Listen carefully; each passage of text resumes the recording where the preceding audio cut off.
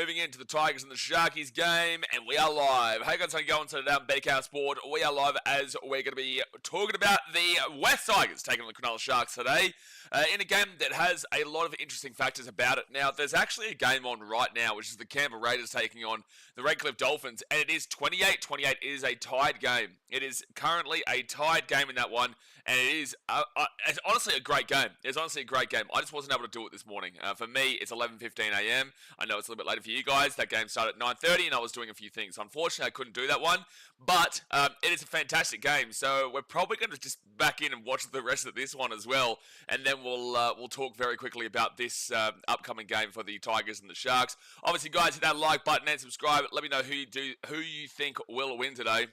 The Raiders are actually only 5 meters away from the line, so they could steal it now. I think they were down by like 18 points or something like that at one stage. It's like they've changed from the team that they once were in regards to giving up leads. Or maybe they're going to try it. They're going to score. Yeah, the Raiders scored. It's 32-28 with the kid to come. The Raiders have been able to come back. Well done to them. They have changed what they used to be called the Faders, and now they're the team that actually comes back on teams. So it's really impressive because they're going to put themselves into third position with a win here today. They'll put themselves in the third position. So really good stuff there from the Raiders. But let me get into the chat. Let's see if anybody's here already. Rocking and rolling. Samuel says, love this channel and love what you do here, mate. Don't let the rage baiters annoy you. Bro, yeah, look, I appreciate you, man. Don't worry, man. Like, I'm all good. I'm a big boy. I know how to deal with it all. You know, obviously yesterday was a bad little loss there for the Gold Coast, and it's difficult streaming it, man, because I'm so passionate about it. I even messaged Tino about this last night, you know, like, it is very difficult to kind of put yourself out there when your team is as poor as we are, but at the end of the day, I love it, man, and, you know, I've got a nice little coffee here, ready to watch another game today, you know, traveling the world right now, I can't really complain, mate, so, no, we're still firing up, and hopefully the boys can turn it around, man. But no, the rage baiters, they'll get me during Titans games, but I'm sweet, man. It just says must be weird having games on at 9 and 11. Dolphins choked their 28-10 lead. Wow, yeah, that's really. Well, it's like what the Raiders did last week. They were down 16-0. They were down 16-0 before winning 30-10. 30-20, sorry.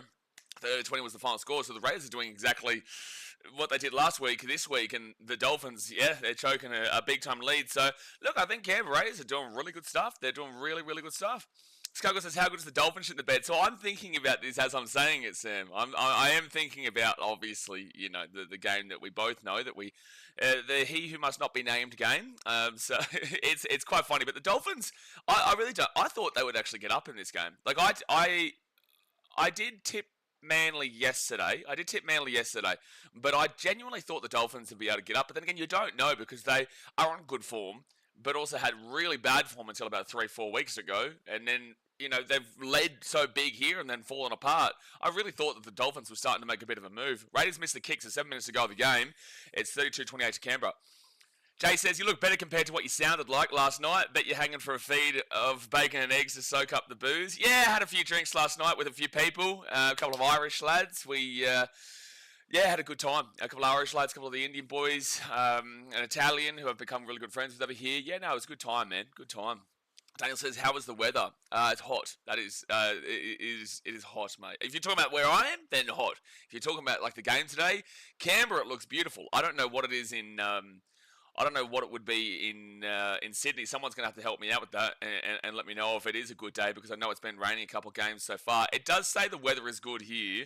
Sydney weather. Oh, it's Brisbane that was raining, wasn't it? Oh, there is light rain. There is light rain there. Whoa! Olivia Marie goes bang with the big dono early doors. Olivia Marie with the $80 donation. She's on fire today. There's another day, another dono with 10% of my winnings from yesterday. Thank you, Jojo. Could have been more, but I'll take it. I thought you had Titans 13 plus Jojo and Loffy. I thought that's what you had. Oh, did you just have Jojo to score a try, did you? Either way, I appreciate you. Thank you very much, Olivia. Thank you very much, because Titans definitely didn't win 13 plus. Yeah, no. And the fan base is having an absolute meltdown of epic proportions right now. But thank you very much, Olivia. That goes a long way, and definitely very much appreciated. Surf Rider says, Penrith last was not my pick for 2025. No, very surprising that Penrith are in last. Yeah, very, very surprising that Penrith are in last. But, that's just kind of how the cookie is crumbling this year. And trust me, Titans, Eels, and Knights fans are very grateful that there is a team, especially the Eels, who are in second last, obviously. Raiders are 10 metres out here. They keep this ball through for themselves, and Hamisa's going to force a dropout. So it's going to be a dropout from the Dolphins to the Raiders. But yeah, the Titans, Knights, and Eels fans are all very grateful that Penrith are having a very down season at the moment. I did tip Manly, but it was a difficult game to predict before the game started. The comp is just so all over the shop. Actually, were Manly favourites? I don't think they would have been. They would have been pretty solid underdogs. Because Penrith have been ridiculous heavy favourites in pretty much every single game this season, and they've lost a majority of them. So I'm not too sure. You guys would have to let me know. Actually, Sam, you'd know. You'd know, Sam, because I know you probably would have had a little bit of a bet on it. Were the Panthers favourites for yesterday's game? I'm in for the Sharks, Libby says. Yeah, we'll get into a preview and stuff for that, for the Sharks and the Tigers and whatnot, just after this game finishes. It's just so close, man. The Raiders might be able to seal it right now. With 5 minutes to go of the game, they're up by 32-28, but the Raiders are 10 metres out from the line, third tackle. Samuel says this year was sure unpredictable. So, Sam, it's ridiculous. It's ridiculous how many upsets we are seeing. It is ridiculous how many upsets we're seeing. It's just all over the shop, man. You can't really know what's actually happening. We watch pretty much every single game here on the channel, and surely you feel like you would know what's happening in rugby league or what's happening in the sport if you're watching every single game. And I just don't know shit, and no one knows shit. We just have educated opinions, via the amount of the sport we watch. But there's so many upsets, and that's why it's so exciting. That is exactly why it's so exciting. Raiders are going to score. No, they're not. It's going to be a dropout. It's going to be a dropout. I did have them, but Sportsbet had a breakdown. Oh, so you actually won your bet, Olivia?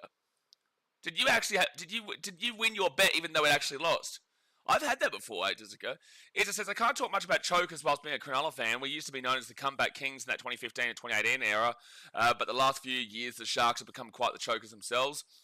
You're talking to the wrong person in regards to that. Well, you're talking to the right person in regards to teams throwing away leads, that's for sure. But you're talking to the wrong person if I don't think the Sharks are anywhere near as bad as chokers as certain teams out there.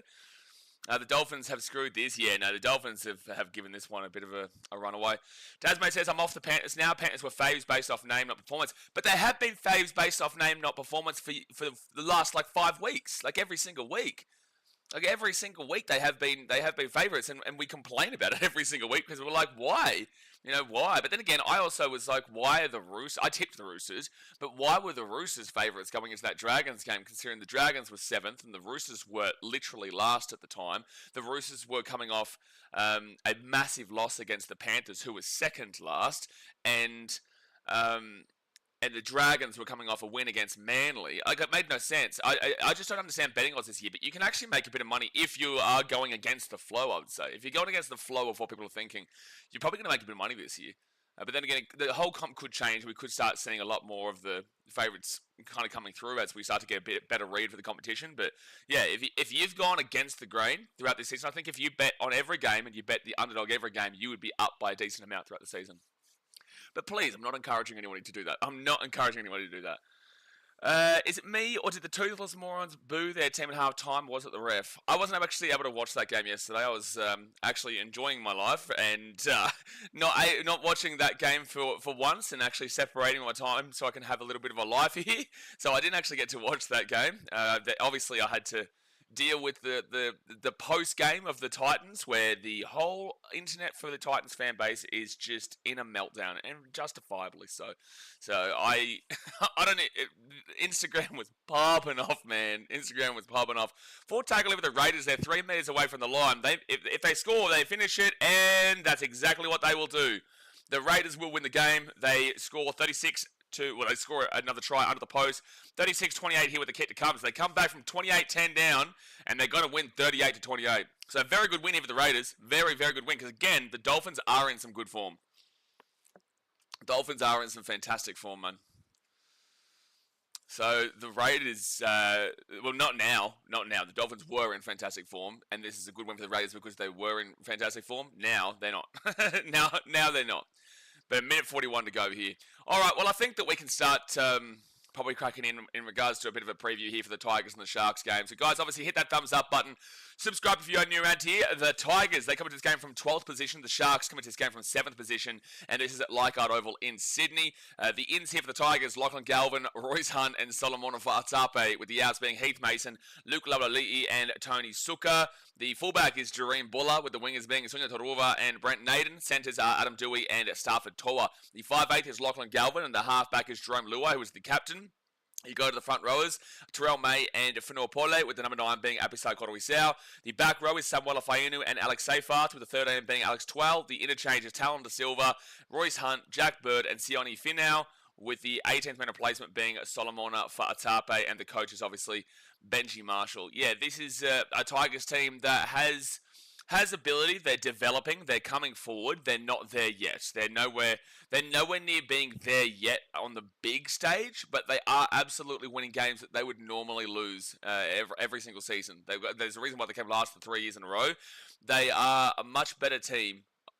Maybe not on a consistent level, but they are a much better team than what we've seen over the last couple of years. So they are making improvements, but there's still a lot to be proven, because they lost 38-22 to the Eels last week, who at the time were dead smack last. So this Tigers team still has that kind of, and 38 points to the Eels as well is dreadful. With that being said, Mitchell Moses obviously came back into the team and had an absolute killer of a ball game. He had an absolute crusher of a ball game, Mitchell Moses, last week. So you kind of have to be like, well, their best player came back. Maybe the Eels are a bit better when they do have their half back there.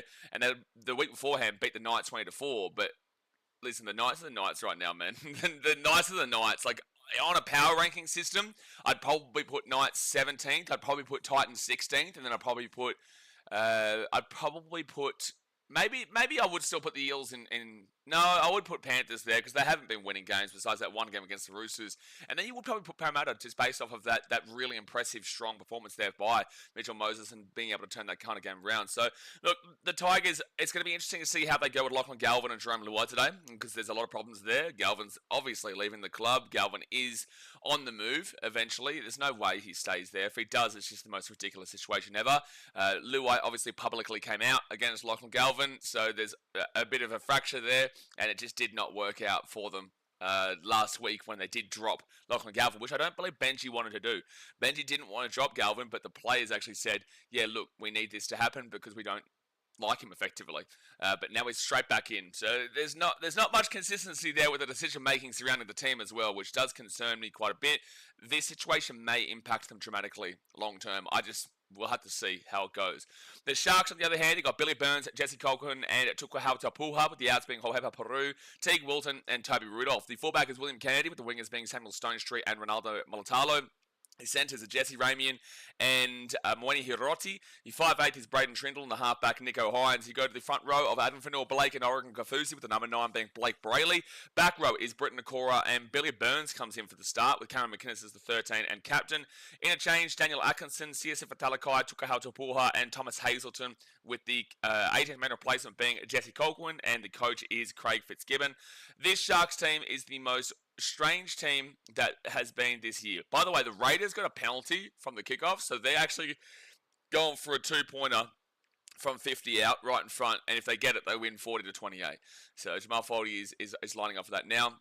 But the Sharks have been the most strange team so far this season, where I thought they were going to win the comp preseason. I think they had a very balanced roster, and I thought they were going to do a lot better than what they have done so far. Raiders got that kick. It's 40-28, and that is the final score. Very good win there for the Raiders. But yeah, the Sharks started off the season in Vegas, losing 28-22 to the Panthers. They beat the Cowboys 36-12. They beat the Rabbitohs 27-12. They lost the Dogs 20-6. They lost the Raiders in the last seconds there, 24-20. Beat Manly 24-18 and beat the Knights 34-14. But with that being said, despite them having a good couple of wins here and there, they just haven't been convincing. There has not been a single game, even in their 34-14 game against the Knights, even in their 36-12 win over the Cowboys and 27-12 win over the Rabbitohs, the Sharks have not been convincing. They just haven't been at any stage. And it's so strange to me, because they do have such a balanced roster. They need to see more out of Nico Hines, and they need to see more out of Braden Trindle. Blake Brayley's got to really stand up a little bit more as well. You know, I haven't really been seeing Blake Brayley anywhere near enough so far this season.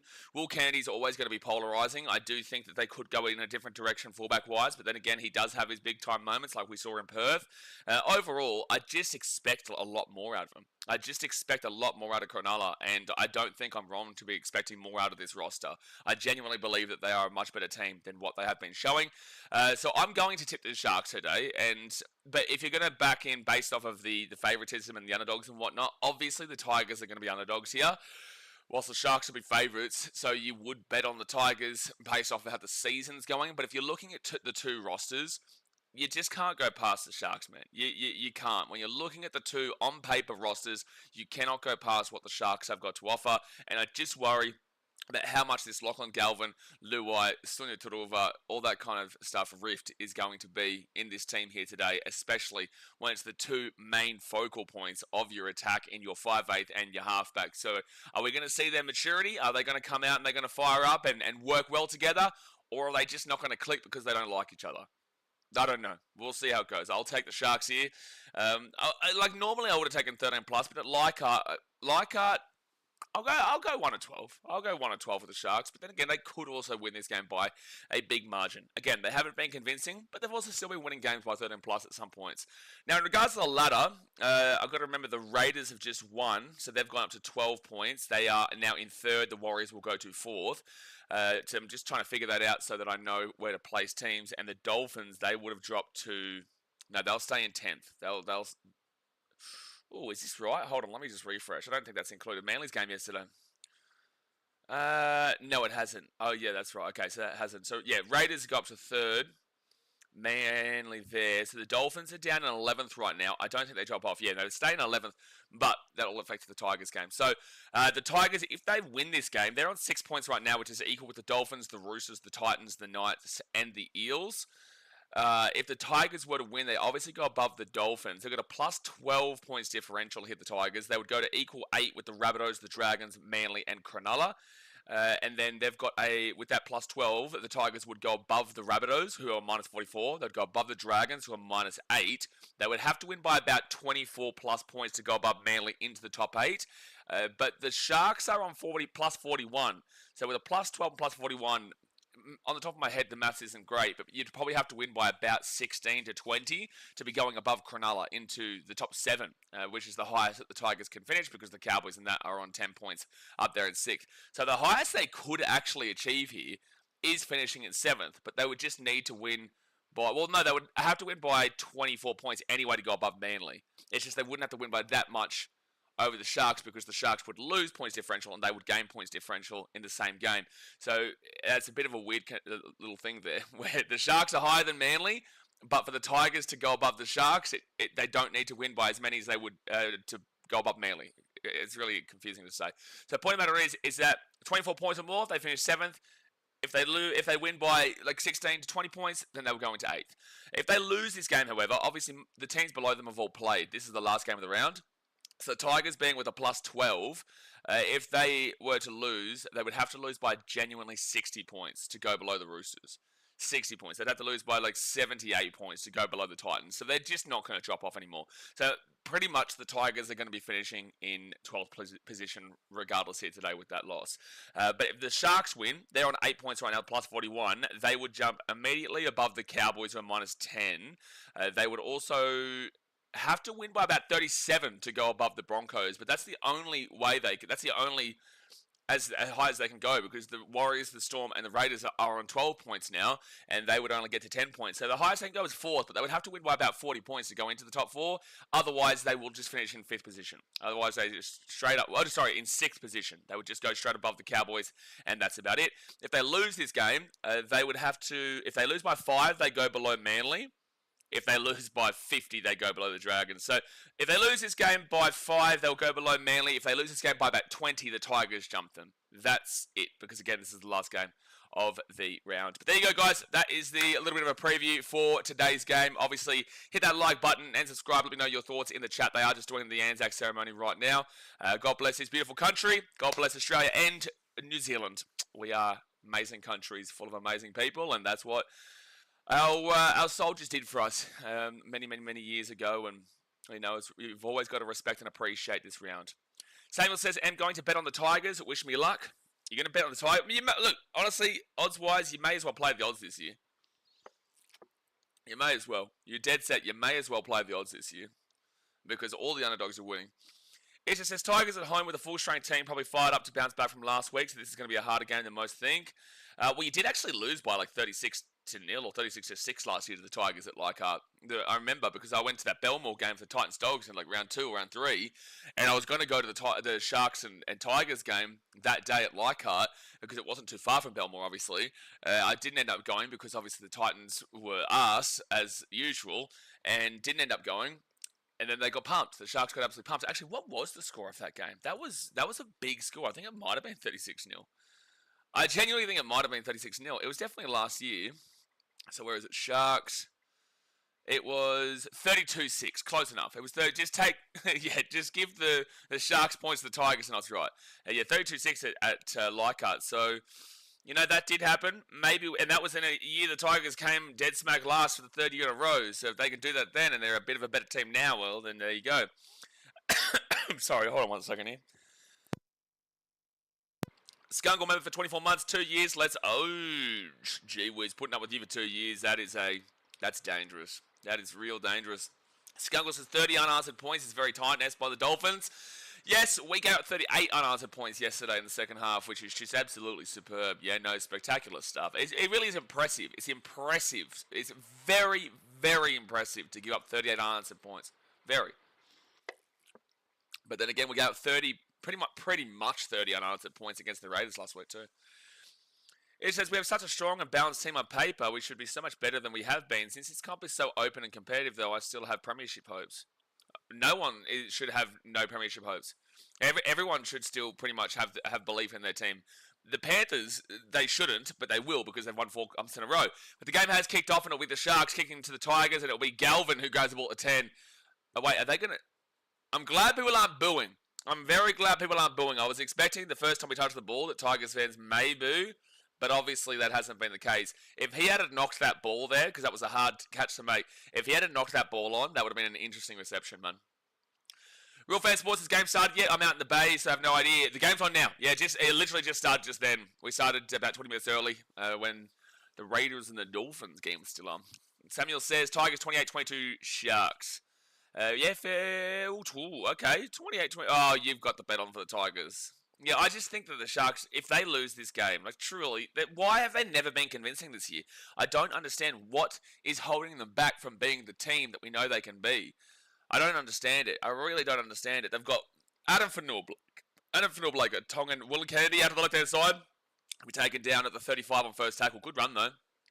Adam Fanua-Blake, a Tongan international in their forwards. Britton Nakora, a New Zealand international back rower in their forwards. You've got Cameron McInnes, a New South Wales player last year who won Origin, right? Like, they've got some fantastic players in their forwards. Nico Hines has won a Dally M. Braden Trindle plays for the Indigenous All-Stars team.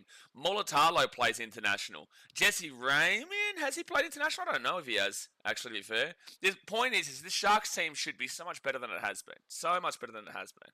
All right, Jay forgot to tell me to refresh. I'm going to have to refresh this score here so you can see the live score. There you go. See whiz, Jay. He's always forgetting, that bloke. He really is. He's always forgetting. So it's first tackle with the Tigers coming off their own 10. And they'll get the ball out of the 15, second tackle. Lorenzo says, hi, mate. You reckon the Galvin debacle would have happened at another club like the Storm? Not to the same extent. I don't think Storm players would have done something like Luai. But then again, I don't necessarily disagree with Luai. But also, you kind of want to, when you have things at clubs, you do want to kind of keep them closed indoors.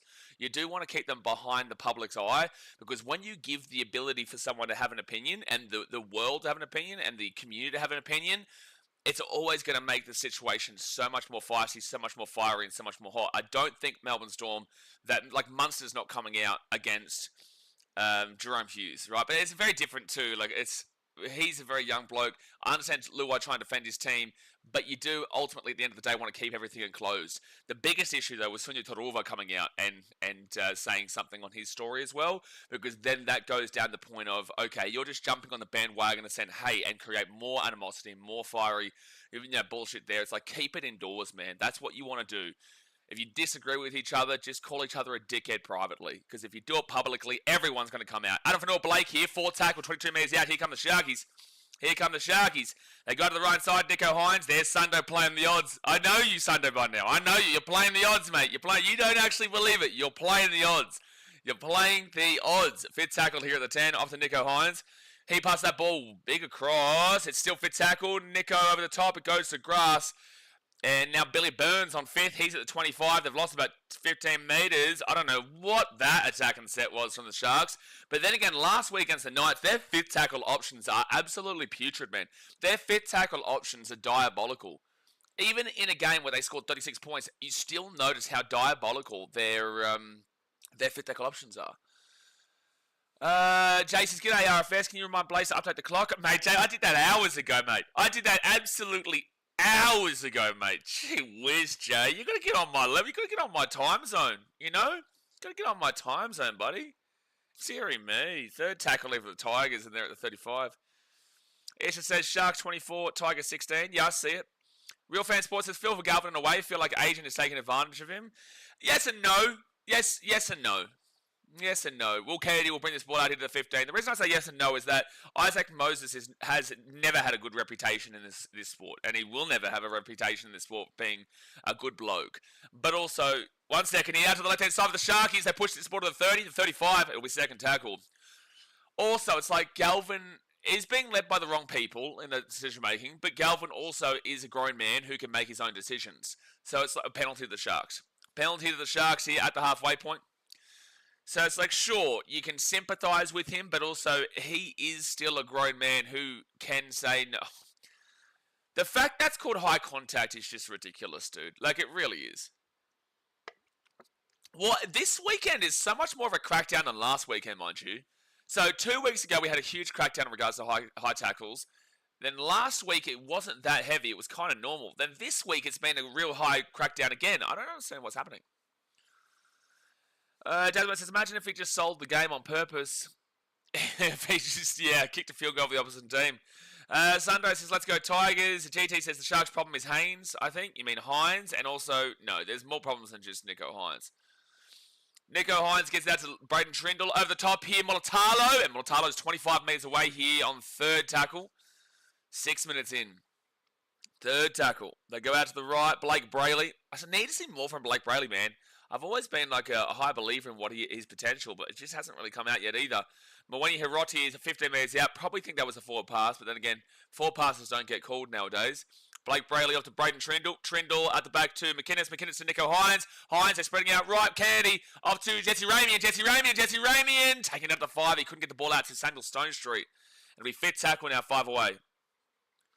Off to Nico Hines. He'll kick this ball through, and that was an awful kick from Nico, and Jareem Buller will get this ball to the 10. Sutter says, I tipped the Dolphins last game. They didn't even score a point in the second half. I know the feeling, mate. I know the feeling like scoring a point in the second half and conceding over 30 points as well. I know the feeling, Sander, mate. Yeah. It's fun times. Fun times! 5 missed tackles to 0 so far, Tigers way. 4 tackle for the Tigers at the 35. Samuel says, biggest insult to a Tigers fan. What did Isha said? Oh, Sharks 72-0. Well, I just don't think the Sharks have that much attack in them. They should have that much attack in them, but they just don't. And the Tigers have been a good defensive team this year. There may be problems with the team, but the Tigers actually have been a good defensive team throughout the year so far. Will Kennedy gets the ball on first tackle at 10 and brings it out here to the 20. Look at the ladder. You can see the Tigers have given up 148 points. So they've got a better defense than the Melbourne Storm. They've got a better defense, well, the same defense as the Warriors. They've got a better defense than the Broncos. They've got a better defense than the Raiders. Better than the Cowboys. Not as good as the Sharks. Better than Manly. Better than the Dragons. Better than the Rabbitohs. Not better than the Dolphins. I've also got to remember they've played one less game because this is obviously a game here. Fit tackle now at the halfway point. The point matter is the Tigers are up there defensively with the top 8 teams. Just attacking-wise, they haven't necessarily been. And now they'll put this ball down to Jareem Buller, who will grab the ball at the 20 and brings it out now to the 25. Jared Farmer says, we're heading towards Magic Round. We can only hope it gets better, though. So I saw a interview with Andrew Johns, and he was talking about how it's so important that the fans don't have their Magic Round ruined because people save up, they go there, it's a big weekend. There's a penalty to the Tigers at the 35, huge penalty there. But it was a really good, passionate video of Andrew Johns talking about it and saying, like, please don't let this ruin the weekend like it did in 2021. Magic Round was absolutely destroyed, capitulated because of the crackdown in 2021. No one will ever forget that. If you're watching in Rugby League fan 2021, you will never, ever, ever forget that all those high tackle sin bins and there was like 11 on 11 in some games. 11 players on 11 players in some games. That's how ridiculously just outrageous that weekend was. And it was the only probably genuine send-off in the whole weekend was for the Titans when Herman Essa come in and took Cleary's head off. And the Tigers are going to score out of nowhere. The Tigers are going to score out of nowhere. Samuel Fainu, I would love to come back and have a look at this pass, but Samuel Fainu, I think it's Fainu who scored. There we go, 4-0 here with a kick to come to the El Tigres. Yeah, with Samuel Fainu who scored. Bing bong, ding dong, Luai, Galvin with a great offload, but I would love to look at this pass, man. I would love to have a look at this pass. Galvin goes into the line. It's probably coming out of the hands backwards, but it does look a little bit... It does look a little bit... Justin Sutter says, Tiger Town, baby, forward, but we don't call those anymore. Dude, forward passes don't exist. Honestly, it's ridiculous. I will say that maybe you could argue that it was back out of the hands, but it was a forward pass. Like, it really was. Dear me. Let me say, I'm excited. There's going to be some big games. I can only imagine what Magic Round is going to be like. Are we going to have a return of Magic Round 2021? See, there you go. No, I don't think so, but there's some good games next weekend for sure. Yeah, and we started off with the Women's Origin on Thursday. TJ Towers said, I just watched your ladder prediction video. I swear you're the only person who didn't have the Raiders win the Spoon this year. Yeah, I put them in 9th. Well, then again, if you go back and have a look at my post-season review, here we go. Oh, that's forward by about a metre, bro. They've just shown the angle of it. Oh, my gosh. Oh, my gosh. That pass was actually so forward. That angle has just shown how great pass by Joe Burrow. Mate, Jared Goff's on form today. Oh, dear me. You would have to have a look at the pass because you hate the Tigers. Real Fan Sports, if you watch that pass, not even you, who's a Tigers fan, can argue that. Sport Talk says already 2 forward passes in this game, 1 from both teams. Surely we don't need touches anymore. Brother, there was the Tino 4 pass. Oh, jeez, there's a lot of wind here. He missed the kick, so it's 4-0 here after 10 minutes. Guys, hit that thumbs up button and subscribe. 4-0 to the Tigers after 10 minutes. Yesterday, Titans-Cowboys, the Titans scored a very blatant forward pass try from Tino, but the Cowboys also scored a very blatant forward pass try themselves. There's no point to touchies anymore. What is the point to touchies? Because every single game we are seeing, I saw people complaining about 4 passes and shit in the Panthers game, and then I don't know where these circle jerkers are coming from saying, oh, it's the fans who are at fault for all these complaints. No, it ain't. It's not our fault that the players are passing the ball forward and it's not getting picked up and it's impacting our team. Because that's crazy. That is crazy. That is crazy how that wasn't called. But yeah, TJ Tower, if you go back and have a look at my post-season review of the Raiders last year, I said that a lot of people think this team is not good.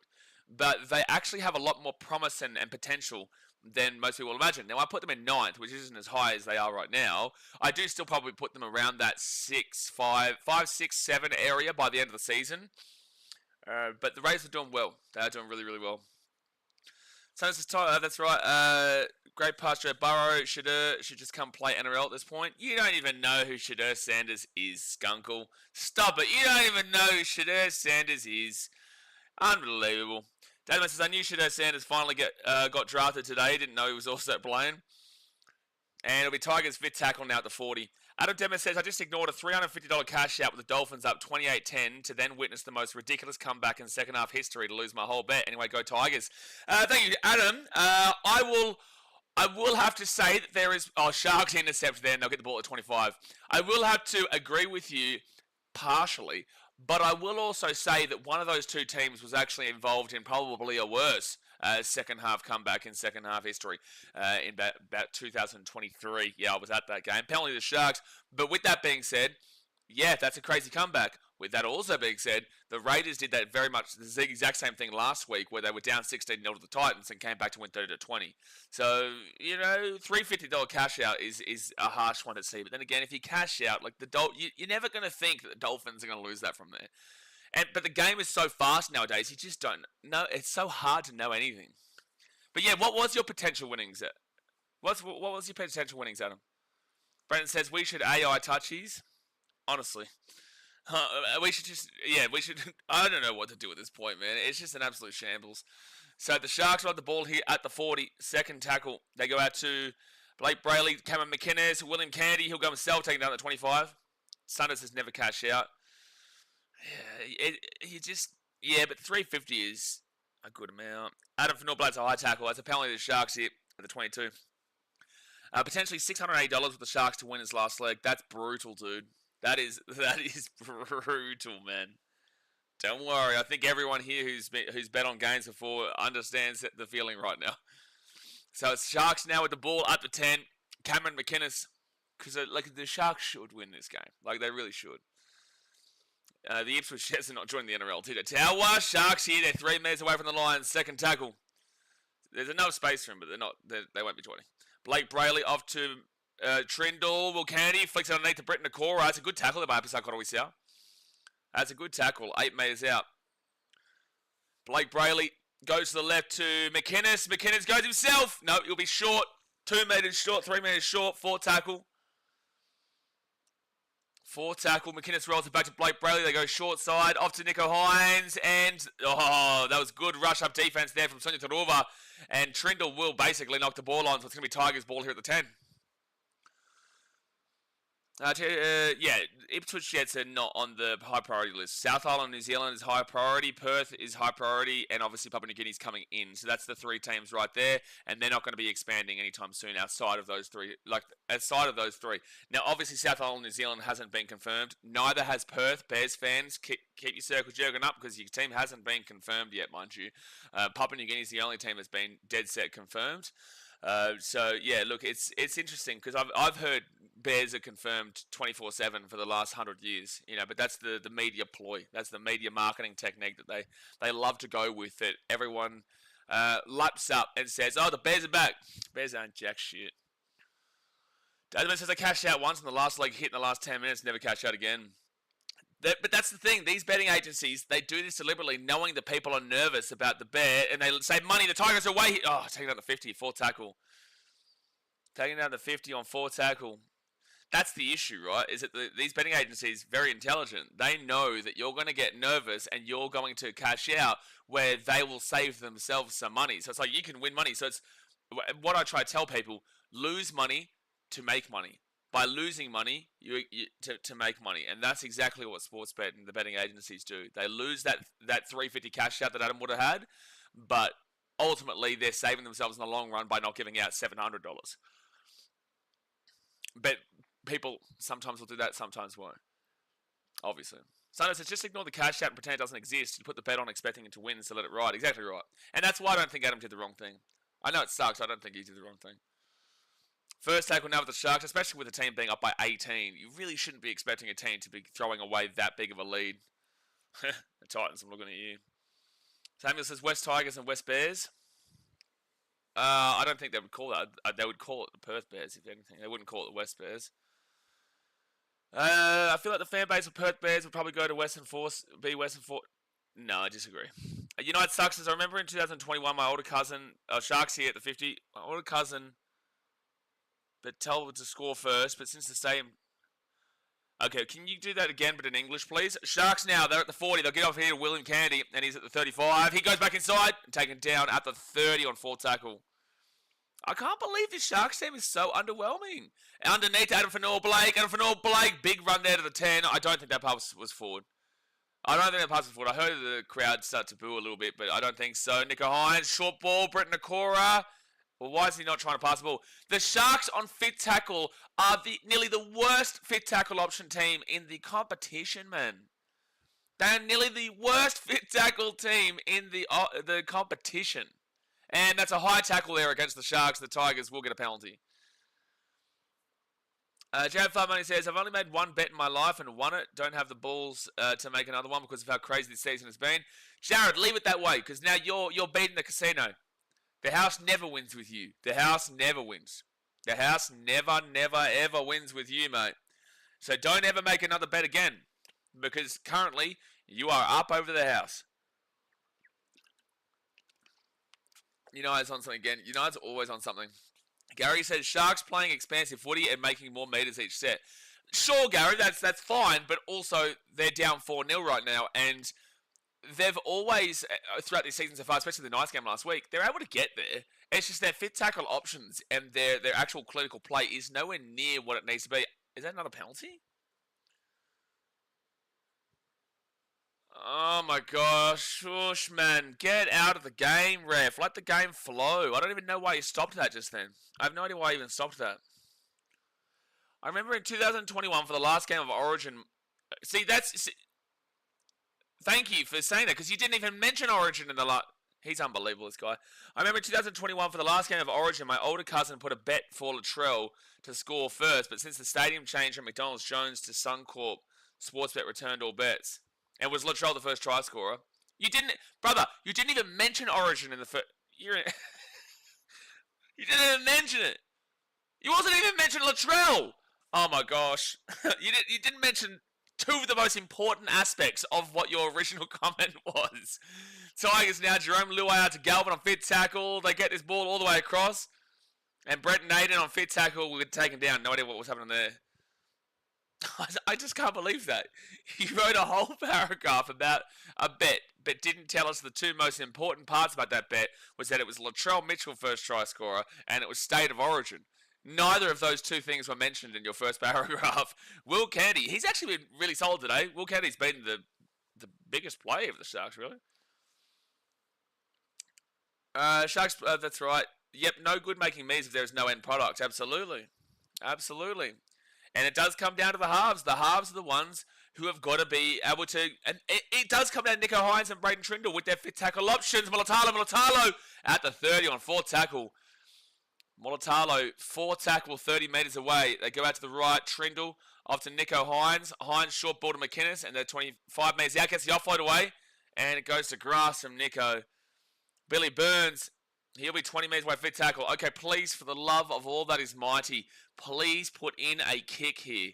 Okay, they put in a kick. The wind is strong. They catch it. Mulatalo kicks it through. This is going to end up being a dropout. Wow, that actually worked out quite well. Funny what happens when you actually put a kick through, Sharks. Very hilarious. Is comical gold when you see yourselves putting in a kick. Wowee. Wowee, so a dropout coming up here from the Tigers to the Sharks. One time I put $10 on the Waz and they beat the Panthers at Magic Round. Enjoyed a bun mai with my winnings. Good stuff. I'll be having that soon. Brennan says both teams are going end to end in their sets right now. Yep. But the thing is, the Tigers are nowhere near have the same expectations as the Sharks this year. So, and the Sharks are just so disappointing overall. And that's going to be a penalty to the Tigers. Unbelievable by the Sharks. 20 minutes to go the first half, guys. Hit that thumbs up button and subscribe. 20 minutes to go. Travis, he said, I've just started this betting stuff. It's made some games more interesting, and not to lie, it's being against the Panthers. Yeah, be careful, bro. I'll give you fair warning. Like, just be careful gambling, mate, because I know you think you've got a control over it now, and if you've just started it, it can get away from you very, very quickly, and you can have a gambling addiction before you know it, and you're losing your, losing your weekly wage or monthly, cash that you get. So yeah, look, just be very, very careful in regards to gambling. TJ Tower says, you think this year's ladder will be as close to the 2018 ladder? Potentially. Oh, the Tigers are going to drop the ball, and it's going to be a penalty to the Sharks. Penalty to the Sharks. Deary me. I don't know what's happened there. Is he called offside? I don't know what's happened there. So Jerome Luai passes the ball to the grass. Oh, and then there's a player held back. Yeah, good call. Good call by the ref there. Jesse Ramy was held back by a Tigers player. So it's going to be Sharks with the penalty, and they'll get this ball here to the 30. I think the Tigers would have got that ball anyway, so I'm surprised that he did that. That's fine, Travis. It's just, yeah, people don't realise how quickly gambling addictions can creep up on you. They can really creep up on you. And the worst thing is when you're like a new gambler and you win. Because it's like, yeah, sure, okay. What did I say before? The gambling companies are happy to lose money to make money. You winning $100 and feeling good and now feeling like you're the best gambler in the world will then turn into you going and putting that $100 on something else, and at the end of the day, you will lose that, and then you'll end up depositing more. So it's all good if they lost that $100 because they're probably going to make $1,000 off that based off of the future bets. So 4 tackle now to 3. Thank you, Jay. McInnes after Nico Hines. Short ball, Sharkies, they're 3. Is that 5th tackle? Are you shitting me? Oh, this is 5th. This is 5th. Oh, 6 again! This, unbelievable. Right there, 2 meters out on 5th tackle, and they're going to give away 6 again. Entertainer says, I want to bet from the game previously paying $85, won $59.57. Smart or silly stake? Well, firstly, you told me you tipped the Dolphins, so what are you talking about? Second tackle now at the 5. They give it off into McInnes, and McInnes will get taken out at 3.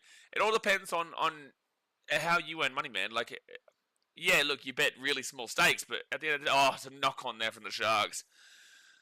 This team is painful because they should be so much better, and they're not. They're painful. They're painful to watch. Why aren't they kicking it? Dude, it's the most outrageous thing. Sharks' 5th tackle is just dreadful. Entertainer says, I low-key wish I never gambled the Eels-Panthers game 2018. It's crazy to describe it. I would have absolutely no idea what game you're referring to. You'd need to explain it a bit better. THL says, in Blaze we trust. And yeah, guys like Blaze said, please gamble responsibly. Absolutely, man. The gambling scene is not built for you to win. Alright? People need to understand this. Treat it as a bit of fun. 6 again here for the Tigers at the 40. The gambling scene is not built for you to be successful. It is built as a business for them to make money off of your addiction. That is what gambling is. So I'm not saying not to gamble. I'm just saying be extremely cautious when you do it. So second, especially this year when all the underdogs are winning. I tip the Dolphins. So if you tip the Dolphins, then why'd you bet on the Raiders? Oh yeah, try scorers. Okay. So what do you how many cents you have it? $159.57. Your bets are hilarious, bro. I gotta be honest. But in the same sense, like at the end of the day, you're not gonna be losing much money if it does lose, right? So 4 tackle here, 9 meters away from the line. Up inside Cottery Sow. He'll go out to the right hand side. Galvin underneath. Dream Baller taken down to the 3. 5th tackle. 5th tackle. And safe fast playing dummy half off to Galvin. Why is Nico Hines touching that ball? It's going to be a dropout here. I think that Nico Hines should have just allowed that ball. There was no one even close, but it's going to be a dropout in the end. I think that ball would have gone dead. Anyway. United Sucks says, I feel for Belinda Sharp. Apparently she's getting lots of shit from yesterday and people are being sexist and stuff. I had to reply to a few people on Instagram. Like, yes, the NRL officiating is absolutely dog shit right now across the board. But I had to reply. I love how people still like celebrate when a short dropout just doesn't go 10. It doesn't mean it's a penalty. It just means you get the ball at 10, which is where you would have got the ball anyway. So it doesn't really change anything. But yeah, I had to reply saying, and I think Hayden, I think you saw my comment because I saw you liked it, about it's not women. It's not about it being women. We have a serious problem in the game right now with officiating because of the so niche problems, so niche calls that are very perspective based. So it doesn't matter if it's a woman, a male, or a baby. At the end of the day, these officiating has been really. I'll get back to this in a second. Second tackle here at the 5. Up in Cottery Sow, he'll get this ball off, and it'll be 3 minutes away from the line. 3rd tackle, 15 minutes to go the first half. Cottery Sow off to Jerome Luai. Luai short ball Fainu, and he'll be 5 meters away. 4 tackle. 5 meters away, 4 tackle. Cottery Sow out the back to Galvin. That was on the grass. And he'll be taking out the 10. This is awful attacking right now from the Tigers. It is happening way too often, Skunkle. You're right. Luai, 5th tackle, kicks it through. And Molatalo is going to get taken down dead. So it's going to be a 7 tackle. Oh, sorry, not 7 tackle set. It's going to be a dropout from the Sharks and the Tigers again. So anyway, there's so many niche perspective-based calls in the NRL nowadays because the NRL changes rules 24/7. They changed the rules at the beginning of the season. They changed the rules 5 games into the season, as we've seen this year. Captain's Challenge. But okay, for starters, Cronulla, this is going to be reviewed anyway. You don't need to use a Captain's Challenge here. When it comes to the in-goal, the bunker will always review it. The bunker will always review it. So you don't need to utilize a challenge. I just truly don't understand. Titans did this last week. Or not last week, against the Dolphins. If this is called a high tackle, I give up. Yeah. Wow, a little bit of common sense. I will say it's crazy that it's an unsuccessful challenge because he does get hit high, but it is incidental contact from bouncing up. So it's like it's kind of unfair the Sharks lose that challenge because they were right. He does get hit across the face. But it's also like you've called that kind of shit as a bin before. You've called that shit as a penalty before. And you don't call that one. I just don't understand. But it's also common sense. And this right here is the problem with officiating. Because you just don't know what they're going to call. You don't know what their perspective is going to be based on at the time. So it's like I can argue for that. I can argue against that based off of how they officiate. I just don't know. But it's a common sense call. But it's like, where's the common sense calls been all year so far? So it's inconsistent against the calls that they would normally call. Jerome Luai, Lachlan Galvin kicks it through. What are you doing? No, Lachlan Galvin. So it's going to be Tigers ball at the 10 because Kennedy has to take it over the sideline. But no, first tackle, no. Jab 5 Money says, refs look so much more nervous to make a decision. The bunker jumps out of nowhere, even if it's the right call. Why jump in 8 plays after? I will never forgive the bunker because the bunker has a job where they just sit down, they look at camera angles, they look at video footage. They should never get it wrong. The referees I will always sympathise with. Doesn't mean I won't criticise them, but I will always sympathise that it's a very difficult job on the field to keep an eye on everything. The touchies, though, I don't necessarily agree with. But the main on-field referee, I do always have a little bit of sympathy for. Terrell May. Wow, I don't know how he didn't score there. Nico Hines, good defence. 2 metres out for the Tigers. They give it off to Royce Hunt, the ex-Sharky. It'll be third tackle here, 2 metres away from the line. Exactly right, Antanas. I'll reply to you in a second. So Jerome Luai out to Lachlan Galvin. Galvin gets it across again. And Stafford Toa to the Toruva. He will. I think he scored. I think he has scored. And it is 8-0 here to the Tigers with a kick to come. Antanas says incidental, but my gosh, consistency right now. I don't know how much footy I can watch next weekend. That's exactly right. Because we celebrate it being a common sense call where it's incidental contact that comes and bounces up. But I have seen, off the top of my head, 4 penalties this weekend. 4 penalties this weekend where it has been incidental. Remember, there was a bin in the first game of the round. There was a bin in the first game of the round where it hit here and then bounced up and there was a bin. But yet there, it's like it hits here and bounces up with his hand right directly into his face. You can't deny that it hit him in the face. And they say that it's incidental contact. Well then, why was that? Even though, again, common sense, why is this smacking him in the face called incidental contact? Again, common sense. But yet the other one, where it was incidental contact across the head, was also a bin.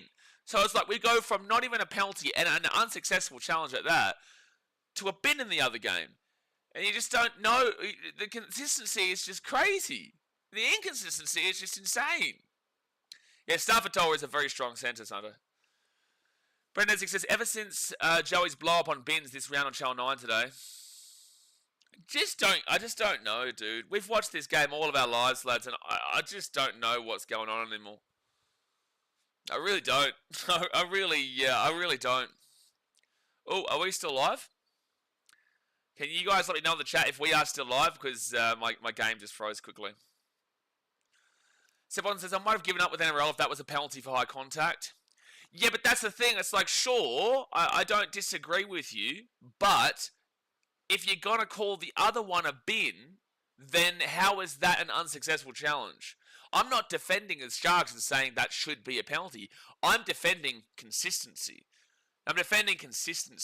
Because that is the most inconsistent call. It's great that common sense has been applied, but that's the only time common sense has been applied, which means that if that's going to be the individual marker, well then what has happened all weekend long and all season long where that would have been called as a penalty? That's my question to it. Still live, okay, sweet. Such a just difficult situation, man. And Taz, last weekend too, what about Edwards not being binned for... Oh, no, I complained about this heavily, yeah. Not being binned for taking that Tedesco, but you've got calls going back 10 tackles, leading to bins. Yep, like last night with, was it Jimmy Jolliffe or someone? Yeah, I think it was Jimmy Jolliffe. But yeah, no, that was definitely a bin against Edwards, and the Panthers ended up scoring on the next that set and a penalty, and they scored again. Knock on by the Tigers there after points, so they'll be 25 metres out of the Sharks. 10 minutes to go the first half, guys. Hit that like button and subscribe. Tigers are going to challenge this. Just get every player to sign a waiver so they can't sue. Even contracts can be. If you've got a good enough lawyer, man, those contracts can be smacked.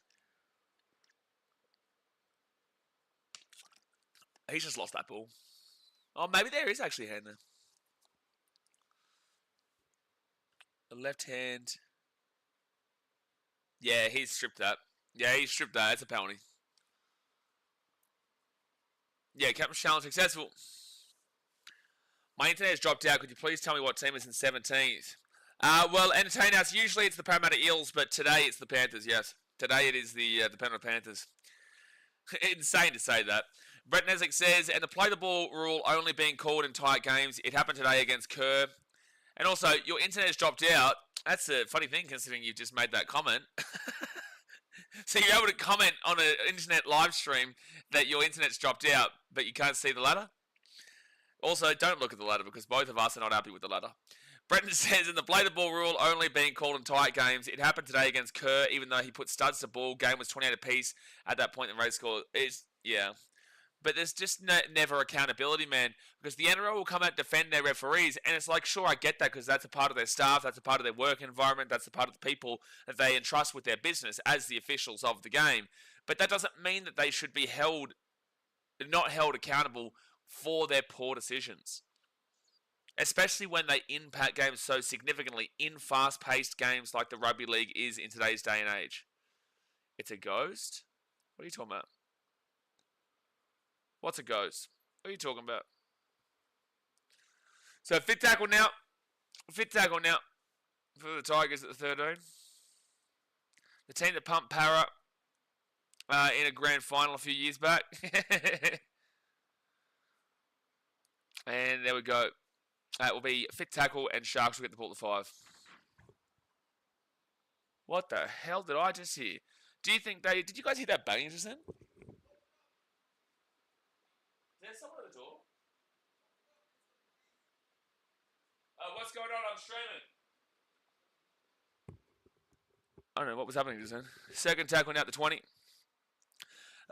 Seb Watson says, yeah, we had this head contact thing last season in Super League, but we didn't do bins. We did send-offs about 7 in first 3 weeks before they abandoned it. Common sense. Yeah, 100%. The Dingo says, do you think they'll at least make an attempt to fix this by next round? I don't know. It could get worse by next round. I don't know if they'll actually back it in. I could hear noises. Oh, yeah, that was. Yeah, I don't know what happened. I just said banging on the door. So fit tackle here at the 40.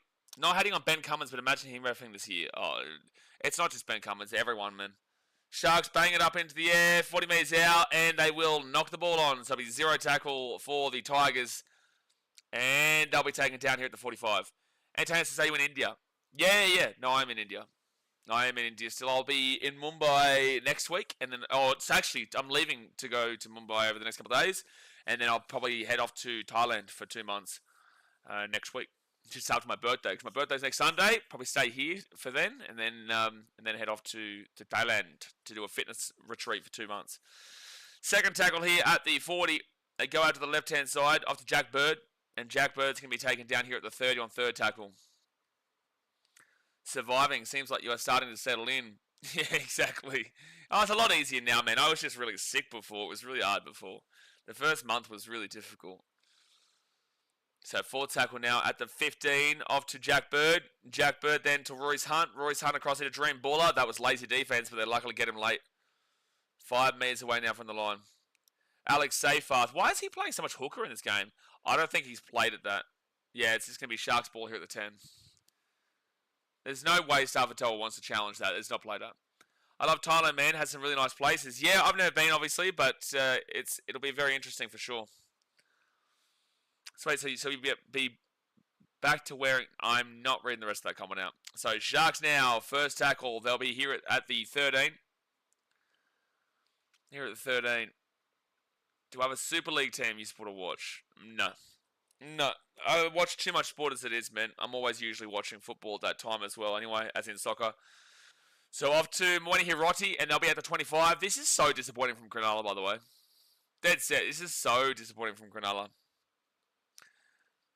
CSF Talakai gets his ball here to the 32. 6 minutes left of the first half. And they'll go right-hand side, and it'll be fit tackle now at the 50. Shikar says, I thought it was just me. We all do see him settling in. Was that you just then, by the way, Shikar? Was that you who came to the door just then? So they put it up, and it'll be Sharks who knock that ball backwards, and Tigers get the ball at the 40. Sharks have been dreadful with their kicks and whatnot. All right, Hayden. No, you're all good, Shikar. You're all good. The Dingo says they've been playing well below their potential all season, the Sharkies. And it'll be a penalty to the Tigers at the halfway point. Playing well below their potential all season. Yeah, that's what I said before. It's like, it's congratulations to the Sharks who are winning a few games. Like, sure, like, congratulations, great. But they haven't been convincing with it at all.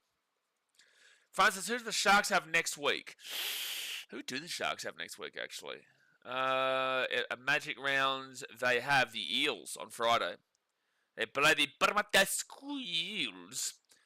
Those Friday games don't get me going, mate. They don't get me going. Friday games are really Sharks, Eels, and Roosters, Dolphins. Saturday is Rabbitohs, Knights. Oh, man, the first 3 games are actually quite dreadful. Tigers here, their first tackle, and they're 15 metres away here from the line. Oh, those Friday games are just so bad. Tigers now at the 15. Kotoi Sau off to Royce Hunt. And Royce Hunt's going to be taken to the 5 on second tackle. So, yeah, the Sharks play the Eels on Friday. Off to Jerome Luai. Jerome Luai is somewhat a fainu, and he'll be taken down 8 metres away. Tigers fans trying to call for a high tackle. Not going to be happening. Beside Kotoi Sau, he'll give it out to Terrell May, and that... Well, if he stopped because he said there was... What? He's called 6 again. If you stop because you think there's an obstruction and you're sacrificing yourself, you can't just stand there for 5 seconds and then end up playing on with it and passing it. Oh, there's an obstruction here. Honestly, the referees, they really pain me. They pain me, dude. You can't just play on after 5 seconds. You can't just play the ball on after 5 seconds after sacrificing yourself because of an obstruction. It's just... Luai, short ball, somewhat a Fainu, and he'll be taken down 1 minute short of the line here. 4 tackle, 3.5 minutes to go here of the first half. They get the ball across. Good tackle there by Blake Brayley. Kotoi Sau off to Jerome Luai. Luai gets this ball all the way across to Dream Buller. That is played at, but Sharks get the ball at the 5. The thing is, I'm going to be honest, outside of maybe Cows Wires, the first 2 days of Magic Round aren't looking great. Yeah, look, I genuinely think Sunday is clearly the day. Tigers-Dragons will be interesting because they're both very similar teams in a lot of ways. Titans-Dogs might be... Oh, no, sorry, Tigers-Dragons is Saturday. Titans-Dogs will be interesting because the Dogs have quite a few players out and the Titans are getting ripped to shreds by their fan base right now, and justifiably so. Panthers-Broncos will be interesting, but the Broncos should win that as the away team, eat a dick. And the Storm Raiders playing... Storm Raiders will be a good one. That's second versus third. Storm Raiders will be a great one. Sunday is the day. Sunday is the day for Magic Round next week. And that's going to be great. My birthday, we'll be here the whole day, chilling out, having a good time, and then I'll go out and have fun. After Trindle, it's going to be dropped by the Tigers. Very close to Trindle grabbing the ball, though. And Luai is going to bring this ball out here to the 30. Gives it off into Dewey, and Dewey taking it down to the 35. Samuel says, mate, you could be a ref. No, I could not be. I could be a bunker. I could not be an on-field ref. Absolutely not. That's why I say I sympathise with them, because it is tiring. They're running up and down the field. They've got to look everywhere. I sympathise with the on-field referees. Bunker? Sure. There's no excuses for the bunker. But on-field referee? No, thank you. No, thank you. Panthers $15 to win the premiership in the last play. Yeah, but they're not winning the premiership. Third tackle now for the Tigers. They could be $1 billion. They could be $1. They could be $1 billion. They're not winning the premiership. This year, unfortunately for them, is all but over. William Candy, he will get this ball now to the 30 on first tackle. And Dennis, can't believe you voted on my Doctor Who poll, you bloody troll. You told people who haven't watched the show or don't watch the show not to vote. Of course, if you tell me not to press the button, I'm going to press the fucking button, mate. I press the button. I press the button because you tell me not to press the button. This on you, not on me, buddy boy. All right, so it's going to be third tackle here for the Sharks at the 50. There is a minute to go here the first half. Go Storm, but Rays last 20, yeah. What? Will Candy. Oh, they couldn't get the ball quick enough out. Jesse Raymond, he'll flick it out to Will Candy.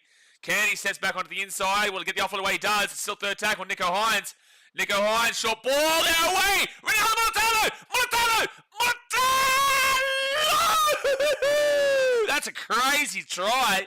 That is a crazy try.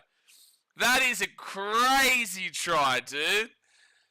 Wow, that was a great run from Mulitalo. That line from Mulitalo, and for him to be able to step Jermaine Buller was incredible. The Sharks don't even deserve a try in this first half. Nico Hines, that was a fantastic pass, but the main thing is that run from Mulitalo was incredible. So it is 10-4 with the kid coming. It'll be 10-6 because it's under the post, and this is right on the halftime siren. I tell you, the Sharks do not deserve a try, but that is an incredible try with that being said. He slam dunked it down, yeah. Little bit of crack action there too. This is what the NRL is about. Yeah, a little bit of, that was exciting. That was exciting. But that does hurt the Tigers bad, man, because they deserve to go into halftime 10-0 up. Jared Farmo says, there you go, Mulitalo. Gary says, Blaze, they do deserve a try, knocking on the door a few times. No, I wouldn't. I disagree. Their fit tackle options are never good enough. I don't think the Sharks, and I like the Sharks. I want the Sharks to win for my mum. But at the end of the day, the Sharks, and the commentary is talking about it now, the Tigers have probably been 10 points better than the Cronulla Sharks in the first half. So, right on half time, the Sharks have never looked like scoring. So, I don't know. They're knocking on the door a few times. I don't really know because they've not been close at all, the Sharks. At all. Tell me when they were close in the first half. That has been come from a broken down play. And again, it's an incredible try, but I very much disagree. The Sharks deserve a try from the first half in that context because, they haven't been good enough to score. They have been very flat on fit tackle options. They've been very flat if they've even gotten into the 20. And the Tigers have held most of the ball and they've done well with it. The Tigers are still a very much work in progress team. They are nowhere near close enough to winning the comp, but they are a much better team than they have been in previous years. And I feel like they deserved a lot more out of that first half than the Sharks getting that try.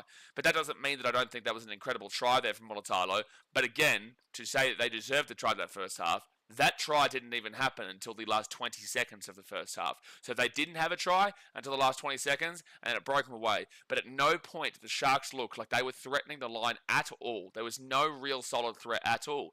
And that is, unfortunately, due to their own inadequacies when it comes to their attack with Nico Hines and Braden Trindle. Now, Nico Hines was the one who got that try assist there, but it also was a broken down play. And realistically, it was based off of that real strong run there from Mulitalo rather than their halves. So the question is still on the halves. The question is still on Nico Hines and Braden Trindle because outside of that last second play, just before halftime, the Sharks did not do anything with the ball. And that's why you say they probably don't deserve to have that try. But the try itself, individually speaking, was a great try and they deserve to have it individually speaking, just not as the collective across the half. That's the point that we're trying to make here. But anyway, let's get into the halftime stats. Or what Gary says, they had some good sets, but never finished them off. Exactly. But they weren't even threatening in regards to the attack in 20. It's all good. Deserving of a try is not because you get from the 20 meters to the 20 meters. If you run 70 meters from your own in goal to the 30, or you get to the 80, the 20, and you get 80 meters, it doesn't mean that you're threatening. It's all well and good to get up the other end of the field, but if you can't actually score it when you're up the other end of the field, then sure. The Knights have a really good ability to put themselves into an attacking range, but they just are awful. They just are dreadful. They just really don't know how to score. It's got nothing to do with the ability to get from A to B. You need to get from A to B and then complete it by scoring the try. A to B is 20 to 20. Unless you score the try, it's pointless, and they weren't close. The Sharks never got close besides that one try. Never got close. There was no question marks on a try. Did they have any forced dropouts? Did they force the Tigers to drop this ball out once? Forced dropouts, they've had one. The Sharks forced one dropout. So no, I disagree. I do not think the Sharks were knocking on the door. They were getting into range, but they didn't do anything with the ball when they were there. But you're entitled to your opinion. Take the points when you can, and they made a great break to score. Sure, again, individually speaking, I don't think you're understanding kind of what we're saying here, Gary. Individually speaking, that try is fine. It's a great try, individually speaking. But across the entirety of the 40 minutes, the Tigers have been the better team. They probably did deserve to go into halftime up 10-0. And it's like an individual try right at the end of the first half doesn't take away from the 40 minutes we just watched. So that's why we're saying that the Tigers probably deserve to go in 10-0. The Sharks didn't deserve to score a try based off of how the 40 minutes goes, but they did score at the end. That doesn't take away from the collective thought process of the entire 40. Do you understand what we're saying? Anyway, let's get into some stats here. Hit that thumbs up button, guys, and subscribe. Possession-wise, it is 53% possession to the Tigers, 47% possession to the Sharks. Completion rate is 87% with a 21 from 24 completion rate, and the Sharks are at 11 from 14. No way, then. That's not correct. How can that be possible? 21 completed sets to 12, and yet the possession is 53%, 47%. No way. Are these stats right? I'm going to refresh. Are those stats right? No, it's 50. Yeah, that makes more sense. 58% to 42%. I had to refresh it. For some reason, the percentages were completely wrong. There was no way it was that close possession-wise if that's the completion rate. So the Tigers are at 87%, which is phenomenal, 21 from 24. And the Sharks are at 80%, which is solid at 12 from 15. Attacking-wise, 115 runs to the Tigers, 80 runs to the Sharks, 780 run meters to the Tigers, 779 now, they lost the meter, 676 to the Sharks. They're 120 meters behind with about they're now 80, so 35 runs behind, and yet they're only down by less than 100 now. It's 689, 779. So they're down by 90 with 35 less runs. So that is an incredibly solid stat line there for the Sharks, and you're going to see their average set distance be massive. Massive.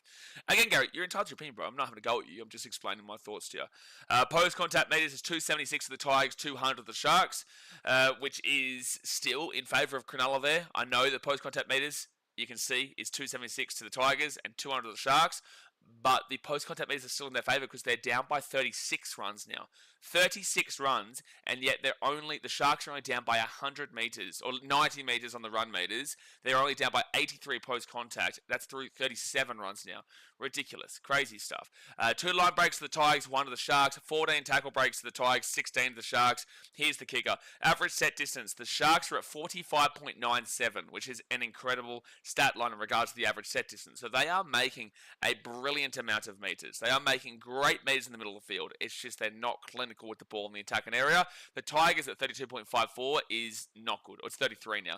They're really updating these stats throughout, man. It's actually quite confusing. But 33 is the average set distance for the Tigers, which is not that great at all. You want to be flat minimum 35. They're at 33, so that's not great. So the Sharks are killing them in the middle of the field. It's just they're not clinical enough. The play the ball speed is 3.41 for the Tigers, 3.49 for the Sharks. Both actually relatively slow comparatively to a lot of other teams. 7 offloads for the Sharks, 9 for the Tigers. You go down to the forced dropouts, 2-1 Tigers way. Effective tackle percentage, yikes Tigers. Yikes. 85.31% is not a good effective tackle percentage. 151 tackles made, 16 missed tackles, and 10 ineffective is not good there from the Tigers. 88 is the minimum, and they're nearly 3 less than that. Sharks are at 88.69%, 196 tackles made, 13 missed tackles, and 12 ineffective. So that's better. You know, that's obviously better. It's still not great, but it is better. It is above that flat line minimum of 88. Then you go to the negative play. 5 errors for the Sharks, 3 errors for the Tigers. Penalties conceded is 5 for the Sharks, 4 for the Tigers. So a lot of penalties conceded in this game. 2 ruck infringements to the Sharks, 1 ruck infringement to the Tigers. And then inside the 10 is 2 for the Sharks and none for the Tigers. So yeah, look, overall, man, you can very clearly tell that the Tigers have had more ball, but you can also very clearly tell they're not winning the middle of the park. The Sharks are dominating them up the middle and getting into the attacking area. But the biggest point of emphasis is that the Sharks don't know how to score. They don't have 5th tackle options, and Sharks fans should be absolutely questioning this at this point. They should absolutely be questioning this because Nico Hines and Braden Trindle, besides that one pass, have not really done anything to get them going. Olivia Reed says, we're apparently getting beer pong and ping pong tables on Caxton Street this year for Magic Round. That's cool. That's a really cool thing. Sundo says, theme of the round, underdogs to be winning at halftime and then not score a point in the second half. I can see it happening again. Sundo, you ever remind me of that Titans game again, and I'm timing you out. You hear me, Sundo? You hear me, buddy? You ever remind me of that Titans Cowboys game again? You might have bish. I tell you what, you're getting timed out. Gary says, as I've said, I'm new to the NRL. I get that Blazer keeps the Sharks in the game. Well, the Sharks were in the game anyway, even without that try. It would have only been 10 points. But yeah, no, you're fine. I need to go, guys. I have to play golf. Oh, beautiful. Sunny day here in London. Enjoy the rest of your Sunday and don't gamble. Exactly right, man. Hey, don't you gamble on golf, mate, because I know your handicap, all right? I actually don't know his handicap, but I'm just assuming it's not that great. Lago Baltic says, what do you think of that Luai high tackle challenge on Molotalo? I think that it's common sense, but it's also extremely inconsistent. Extremely. And that we had a whole debate about it. If you go back in the stream, I'm about to go quickly grab a drink upstairs. I'm going to quickly run up and grab a Diet Coke before we start the second half, so you can go back and watch it there. We had a whole conversation about it. So if you go back to when that high tackle, when Molotalo was connected and it was a challenge and whatnot, we kind of went on a bit of a rant about how it's like, sure, it's common sense, but it's also extremely inconsistent. Extremely inconsistent. Gary says, correct, Blaze 24 at the moment. Exactly right. And there we go. Here's Jay saying since China built a fake sun. That's my time to go run and grab a Diet Coke. I'll be back in a second, guys. Stay here, keep chatting away in the chat. You can debate that call all you like as well in the chat. Thumbs up, subscribe. I'll be back in a moment.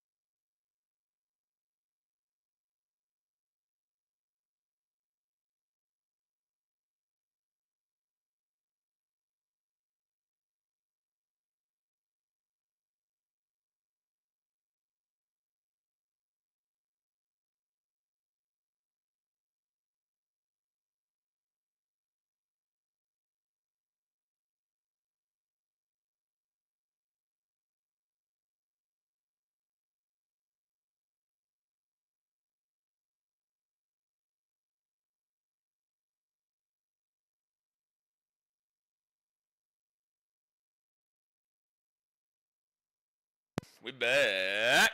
We're back. All right.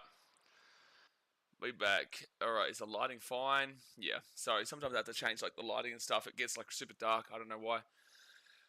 So for us, it's love after the Storm vs Canberra game to see best friends Bellamy and Ricky sharing a beer. Yeah, it's like when Ricky called Desi a cheat and the club a cheat. Like they're best mates, bro. It's all entertainment at the end of the day, man. It is all entertainment. But you buy into it. It's like WWE, right? It's like WWE, where you know it is an entertainment, you know it's a show. It's not like it is physical. Don't get me wrong, and you do have to be extremely fit for it. But and WWE is the exact same in a lot of ways, in the way that coaches and people can create that kind of entertainment vibe that as if people don't like each other. I do think that Luai and Galvin aren't great on great terms, and I do think that Galvin and Torova aren't on great terms. But the point is that those coaches, yeah, they just love to create a bit of a scene. Gary's going to play golf. Sharks coming out here for the second half. They are coming out here for the second half. What temperature do you find hot? The temperature that you'd find hot in England would be like anything above 25 is getting super warm, surely. For England, I've got a couple of English people here. I can ask them But I would say because they're usually a lot more on the cool side. I remember when I lived in Canada, man, and it was like minus 38 and stuff like that. When there was a day that was 0, we'd have our shirts off. We would have our shirts off. I wouldn't say that it was hot at all. It's still cold, but it was very refreshing, and you could do that. United Sucks says, you strive me of the kind of guy for drinks from a popper and only allowed to drink from plastic cups. What are you talking about? United Suck, have you started getting on the bung lassie? You starting to have a few smoke ups recently? Your comments have gone from somewhat normal to all over the shop, man. I don't know what's happening with you. Jay, he's gone off the rocker. He's lost his mind. He's lost his mind, United Suck. He's lost his damn well mind.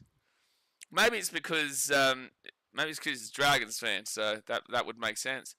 Alright, so the Sharks are out in the field, and so are the Tigers. Second half here, coming on up. The Sharks scored immediately before half-time, like right before half-time. Let's see if we can keep them up with a little bit of momentum. Casey says, Ayo. Hello, sir. To be honest, I don't even know at this point. Exactly, because your English skills in the chat are just out of this world. They're off this world, mate. They're off this world. You didn't even spell don't right. To be honest, I don't even know at this point. What are you, Vietnamese? You're Vietnamese now. Bloody dearie me. So the Tigers will get this ball off, and it'll be the Shaggies who grab it at the 20. That's actually a good kick because they put a lot of pressure on them, and it was still decent enough down deep. Yeah, didn't England have a heat wave at 30? That's what I'm saying. I'm pretty certain around like that. I would say maybe they would consider very warm / hot would be 25 plus, which is a beautiful day in Australia. Probably even on the cooler side. 25 in Australia, geez, that's cooler. I'm starting to put a jacket on. In India, if it's 25, mate, that's freezing. Dude, every single day for the last, like, maybe 3 weeks in India has been, at minimum, the lowest has been 38 degrees dry heat. Lowest. That's across Jaipur, Udaipur, and Agra. The lowest has been 38 degrees, and that's a fact. Not even enhancing that at all, exaggerating that at all. So the Sharks hit this ball into the corner, and it'll be Tigers taking that to 13. First tackle. Samuel says, I would hate India. See, this is a very big misconception. I think it depends where you go, man. If you go to Delhi, you go to Agra, you go to Jaipur, and that's it, you will hate India. You will hate it. 100%.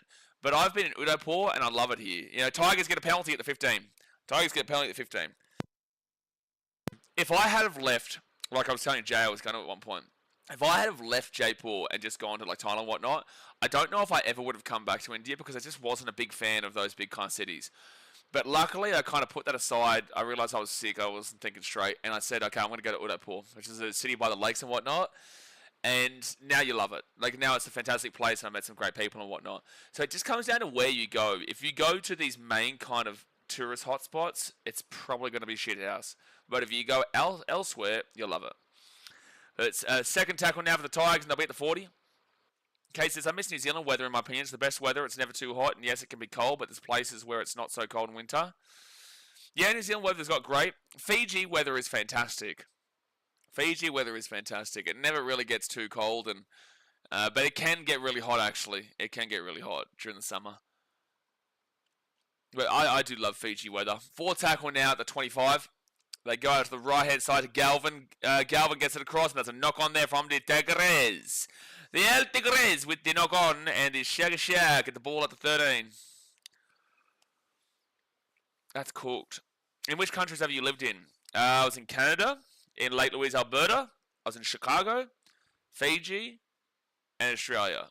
As in, like, lived, like, for months and months at a time. Oh, now India. Yeah, and now you can add in India as well. And then from next month, I'll be able to add Thailand to that list. I was originally going to go to Vietnam first, but I want to do this like fitness retreat. So the Sharks now will get this ball now to the 15. And Blake Brayley will play out to the left-hand side to Cameron McKenna. No, that's Samuel Stone Street, sorry. And Stone Street gets it to the 25. But don't worry, like everyone has this negative thought process on India, and there are so many stereotypes that are correct and so many stereotypes that are incorrect. So that's why it's good to me to be here to explain to you. Like, you will love it as long as you come up with the right thought process and also don't just stay in the Golden Triangle. So fourth tackle for the Sharks at the 40 on their own side of the field. Okay, I'm going to read this. I did see the start of it. I don't know if I'm going to read it out, though. Yeah, we're not going to be talking about that. So, Fitz tackled here for the Sharks at the halfway point. Jay, good call to time that one out. Muay Thai. No, it's a fitness retreat, but it does have like Muay Thai. It comes. So Thai gets the ball here at the 20 on first tackle. So it's a fitness retreat. It's you get fitness classes every day, like 3 fitness classes and stuff a day, whether they be high intensity or low intensity, blah blah blah. There's a spa, so you get massages every single day. You get you're on the beach. You've got nice accommodation. There's a steam room, a sauna. There's also an ice bath that you can jump into. And all your food's, like I said, provided, and it's all very, very healthy. So it's such a good plan to do, man. And it doesn't impact my stream, so I can still stream and create content and whatnot while I'm there. 4 tackle now at the 30. 4 tackle. So Tigers now at the 34 tackle. They dropped the ball. I think they've called 6 again. Have they called 6 again? I think it has been. Because it hasn't got the tackle count up there. Yeah, it's 0 tackle. So Tigers, 0 tackle at 35. Favorite country you've been so far? I do love Chicago, man. Chicago for me. Which is America. But I say Chicago because America's also a big country. It sounds like a great retreat. Did you get a good deal on it? I think it was 4,000 Australian for 2 months. Cheap as, isn't it? For all of it.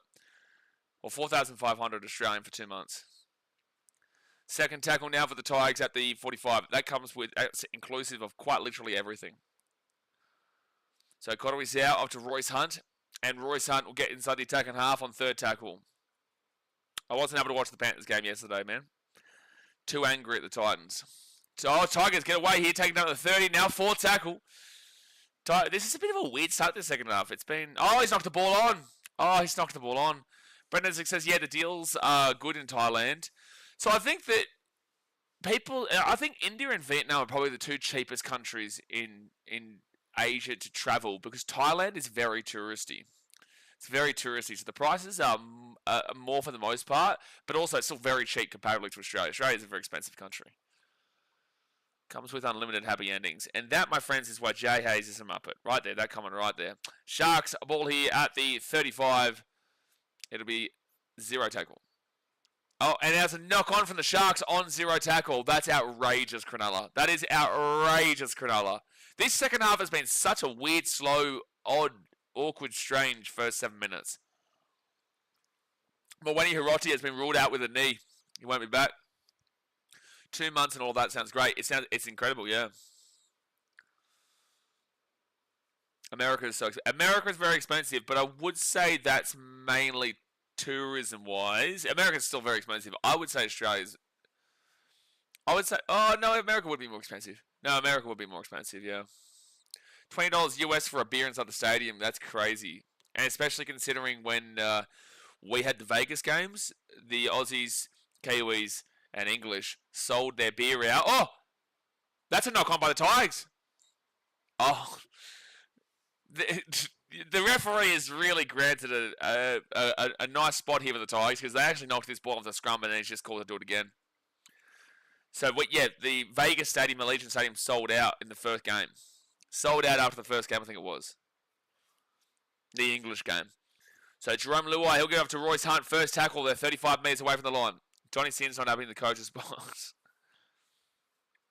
But yeah, America is very expensive, especially Vegas though. Like Vegas is extremely expensive, which is funny because Vegas used to be the complete opposite. They used to make everything super cheap. And I'll be Cottery Sow taking down the 20. Good offload there from Jerome Luai. Can't get the offload away again. Second tackle for the Tigers up to Galvin. 20 metres out, he steps and he'll get crunched in the tackle. Third tackle, 15 away. Vegas used to be the place they'd make everything cheaper to draw you in to then lose your money on the gambling. Now they realize you're going to go gamble anyway, so we're just going to charge you an exorbitant price to go and lose your money. They don't care anymore. They make it expensive more deliberately because they know you're going to go there regardless. And they will call a penalty late here.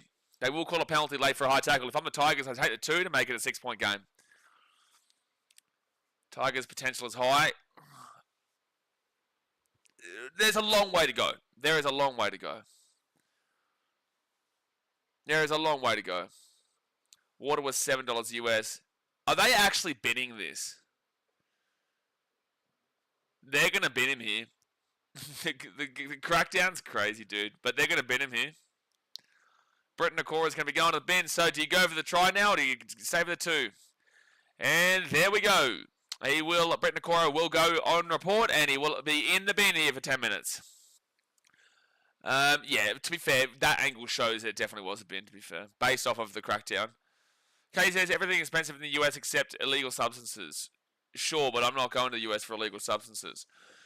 Logan Bolsick says, aren't there slot machines outside the Vegas airport? There are slot machines inside the Vegas airport, and you can see that on our BKRtravel channel when I filmed a Vegas video. You can see those slot machines inside. As soon as you get off the plane, there are slot machines. There's no slot machines outside the airport, but inside, sure.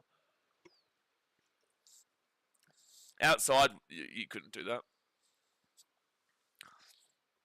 All right, so they're going for the 2 here. They're taking the penalty to make it a 12-6 ball game.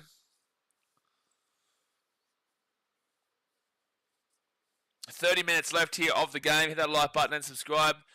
It's not the greatest quality game to finish off the round. It's definitely close, though, which makes it enjoyable. But it's not the greatest of quality from either of these teams, especially not the Sharks. Daz makes his game soft. At least we had that one real hype moment at the back end of the first half. So surely they get this. Probably about 20 metres to the left. Toby Sex and Max King going on to for the post-game show or whatever. So Daz, mate, you'll be getting around that. So Adam Dilwey will get the kick just. Couple of ex-Titans legends there. United Sucks says, for when you go to Vietnam, I recommend going to Vin Priel. It's like the island, and then there's a nice pool, mini theme park, a giant zip line, but it's only like a 3 to 5 day place because of price. What's Vietnam? Where is that? Is it like near Ho Chi Minh? Is it out Halong Bay? Is it like Hanoi? Or is it down in like Vung Tau? Like where is that? And there's going to be a HIA coming up here for Luai. So because of that, so it's kind of a rough one actually. I nearly would have actually gone.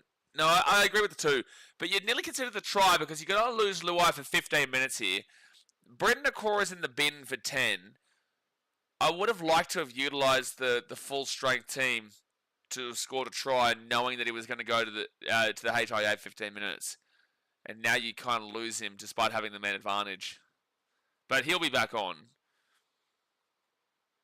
If you ever go to New Zealand, go to Taranaki. Beautiful there. I love New Zealand. I'll be going to New Zealand probably in the beginning of next year at some point. So Galvin here, he'll be taken down to the 25 on second tackle. Seb Watson says, these might be my least favourite calls. Kicking the 2 when you got a man. I get it, but 15 yards out, new set, you waste time taking the 2 instead. I don't necessarily disagree with that. There's a lot of different perspectives you can have on it. He'll be back shortly. Yeah, for sure. Luai definitely be back. Definitely be back. He didn't look like it. Honestly, he probably looked like he dived for the most. Like he got hit in the head. That's not what I'm saying. It honestly looked like he was milking it. Is the word, not dived. Milking it. So that wind is so strong. Keeps swinging back really heavily. And oh my gosh, the Tigers are going to score out of nowhere. I don't know how that just happened, but Talon De Silva just came on and they've just scored. It's 16-6 with a kid to come. I don't know how that just happened. I don't know what just happened there from Cronulla, but no one tried to catch the ball. It's just bounced randomly into the Tigers' hands, and they're going to score a try to the post. David, the Cronulla playing like they don't want to win, Tigers making a half of themselves. Yeah, the quality of this game is dreadful. The quality of this game is dreadful, but the Sharks continue to be extremely disappointing. Does he just kick that ball through there? Like, how does Talon De Silva... What happens with this ball? It's a try, but Cronulla are absolutely on fraud alert. They've been on fraud alert all season, to be fair. So try time there, 16-6 with the kit to come to the Tigers, and it's from basically right in front, and so it should be 18-6 any moment now. I think Cronulla are probably one Tigers try away from fraud alert going on them, because it's still obviously just a 12-point game once they get this kick.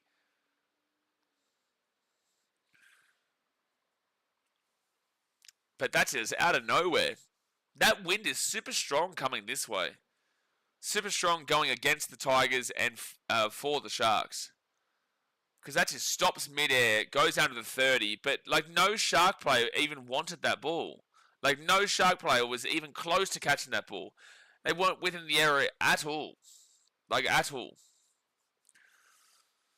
Rule 1, don't let it bounce. It's difficult when it's a kick like that because the wind is taking it away from the fullback. So if the wind wasn't that strong, the fullback gets that with ease, pretty much. Like he's going to make a play at it. But because the wind literally stopped it midair and pushed it back, I don't even know why try was taking that long to be confirmed. Maybe onside or something, but it's been try confirmed anyway. But the wind really dramatically adjusted that one, and then Talon Silva was in the right place, right time.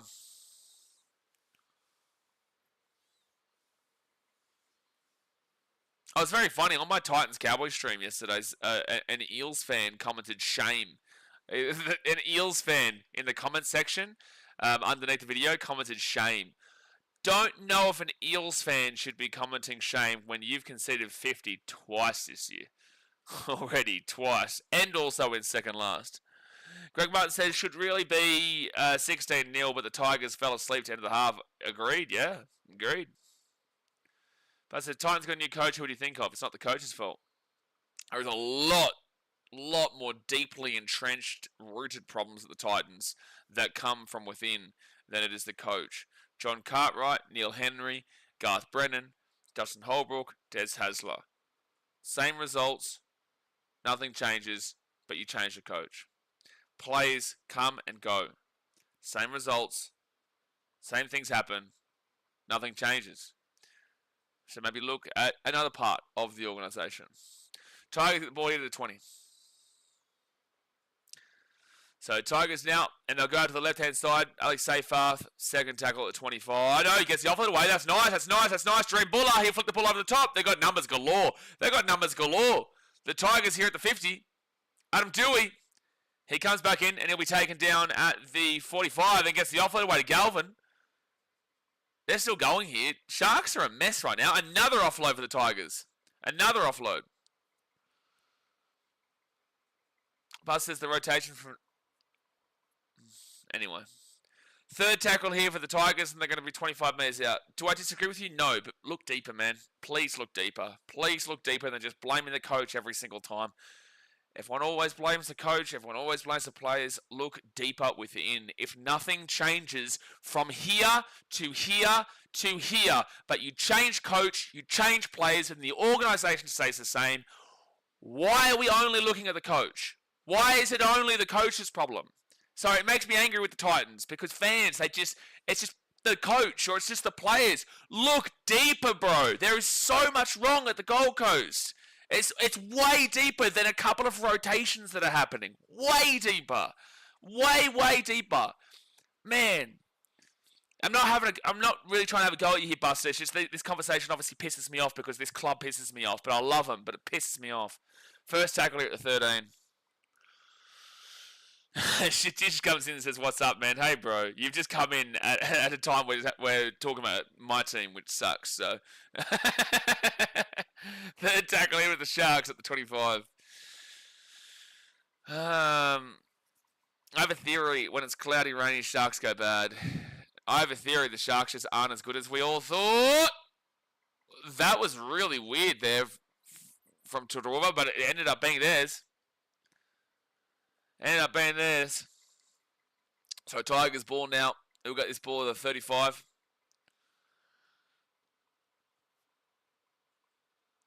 And now they'll be at the 45 second tackle. Bretton says, I have the same passion like that for my club right now. Oh, it's tiring, man. It really is tiring, but you just keep doing it. Third tackle now for the Tigers. Sharks still have that man in the bin, 25 minutes to go. It's a club culture problem. Agree. Fourth tackle. Like Baltic says, well, no, because you haven't considered Wethead Nico. Wethead Nico is something else. But no, the Sharks just have been disappointing all year long, even in their wins. Are Sharks making the 8? Sharks are making the 8, bro. Sharks are making the 8. So the Tigers now will get this ball down to Molitalo, who will bring it out of his own 5, and it'll be first tackle at the 5. The whole 8 is just a mess. No, we don't know anything about anyone really yet. 2:50 to go here of the game. 2 minutes 50 to go of Nikora's sin bin. 23 minutes left of the game. I can smell like smoke, like cigarette smoke. I don't know why. Not sure. All right, 4 tackle here for the Sharks, and they'll be at the 25.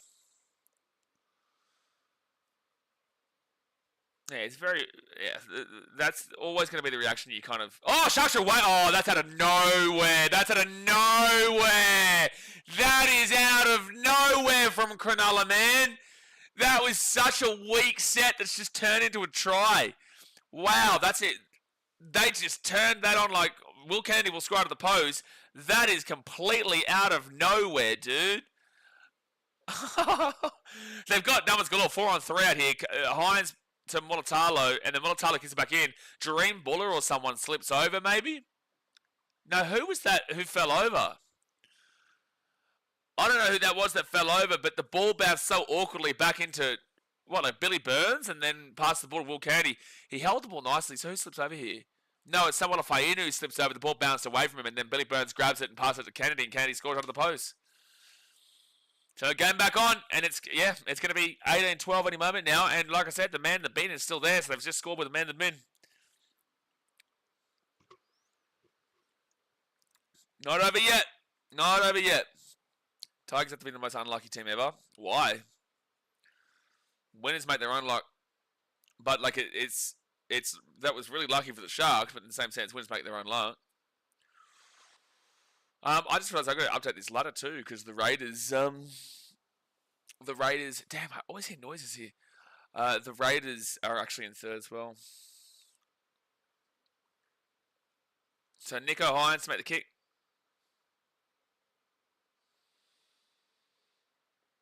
And he will bang it on through. Someone's got an air horn there and they're blowing it. Someone has an air horn in the stadium and they started blowing that just then for the conversion. But it was right in front, so as if he's going to miss it. As if he's going to miss it when it was right in front. This game's going in the last 20 seconds of the half of that bounce. Yeah, but the Sharks still, it's not like they didn't, it's not like they didn't earn the try. Like the kick was made by Mulatalo back onto the inside and bounces up there for, like, I don't understand what you're kind of really trying to say. You're trying to say the Sharks don't deserve to score? Because that wasn't the argument we were making before. We were just saying that they didn't necessarily play well enough in the first half to be as close as they were, but yet the individual try was very fine. Like, it was a great try from Mulatalo in the first half, 20 seconds ago. And also that try there, like, that was absolutely, like, well earned individually, but it was just so flat beforehand. Like, I don't understand kind of the point they're making it. Living Ruby, the $8 do no sounds. There was a Hunger Games with people in the chat. Who would win? Who would win a Hunger Games with people in the chat? Damn. Who's a bopper? Who's a bopper? Definitely not United Suck, because you'd probably get done at it first. There's going to be some boppers there, man. It's probably going to be Jay. It's probably going to be Jay. But Daz is a psychopath too. He's a Dogs fan. You know, you've got to be careful of him. 20 minutes to go here of the game. Hit that like button and subscribe. Sam would win. He has worms and is always hungry. He has worms. Jeez. I'm pretty hungry right now. I've got ribs in the oven. Yeah, I haven't eaten yet, so I'm going to go get some food after this. Take a guess what I'm going to go buy. Take a guess. Take a guess what I'm going to go buy for lunch. Because it's only like 1:30 here. Sorry, it's like 1 o'clock here. 4 tackle now. You have to be a little bit more specific, Call Strike, than just saying curry. 4 tackle. And Seyfarth, he'll be taken out at the 40. Butter chicken? No, not butter chicken. That's a very like Australian kind of thing to have. And they'll be taken down here at the 30. Butter chicken? No. No. They call me Michael Vick because I got that dog. Okay. I don't know if I'm ever going to read Daz's comments out ever again after that comment. Butter chicken's great, but I'm having chicken tikka masala. Tikka masala is unbelievable here, man. Yeah, exactly right, Jared. I didn't have it the other night. I went and had something else with my Italian friend. But that chicken tikka masala cheesy butter naan is getting all up in my belly today. Second tackle here for the Sharks. It's Adam Fanua-Blake. Third tackle to the 45. This game's like been really slow, but also has like big hype moments too. Like they just have occasional hype moments, but it's been slow outside of that. Luai's about to come back on. Nico Hines gives that ball to Britton Nakora. He flicks the ball off. The Sharks are away at the 20, the 15, the 10. Oh, just around me taking down. Fourth tackle. The Sharks are right on the line. Off to Nico Hines. Off to Cameron McInnes. He's 4 metres short of the line. Fifth tackle. And it's a penalty to Cronulla on fifth tackle. They get a penalty. Oh no, Tigers. On fifth tackle, they will give away a penalty.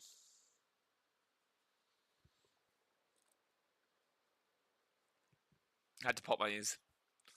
So Sharks are 10 metres away with a full set of 6. Only down by 6. Thomas Hazelton, he's 3 metres away even the line. Come on, Sharks, mate, this is a close game. This is a close game. It's 18-12. It's only 6 points. This is a close game. And, oh, that's a great defensive tackle there by Terrell May. He's just saved a guaranteed try of Nick Hora running through. 6 again, though, for the Sharks. Nico Hines out to Trindle. Trindle gives it off. Here's a chance in Mulatalo. Mulatalo! I think he's lost the ball. He's an idiot. I'm sorry, Mulatalo, but you're stupid. You're stupid, bro. It's first tackle. Oh, man. Go back to playing Fortnite, Ronaldo. Go back to playing Fortnite. That was not the play at all, dude. That was not the play at all, dude. In no world, no way will you... that just makes no sense to do. That makes absolutely 0 sense why he's tried that. What is he doing, dude? Dead set. That's a great tackle there from Taruva, but it's just so stupid there from Mulatalo, man. On first tackle, you're going to go and do that. It's just wild to me. He hasn't scored in 5 games, man. It's desperate. Mulatalo scored in the first half. Mulatalo scored at the end of the first half Sunday. All right, so Tigers ball here. Damn. That's not fun to look at, that Carlton and Geelong game. How much longer is there to go? So third tackle, now fourth tackle here for the Tigers. They've got, I think, Luai back on the field now from his HIA, I would imagine. I can't see him, but the Tigers are very bunched right now. They're very bunched. No, I don't think Luai's back on yet, actually. Yeah, he's about to come on now. The Tigers are super bunched, and that's a knock on, or forward pass. Yep, that's going to be Sharks ball at the 45. That is Sharks ball at the 45. Alex 12 will drop the ball. That is not what you want right there. Definitely forward pass, knock on, whatever you want to call it. I wonder how long there is to go of that Cats game. It's a 22-point lead right now for Carlton. I just don't know how long there is to go. Because Carlton usually do choke. I just don't know how long there is to go. Carlton are a big choking team. Alright, so Sharkies with the ball at the 45. We've already seen one comeback today. With the Raiders come back from 18 down to score 40 and win. Jesse Raymond at the 28. Can the Tigers hold on?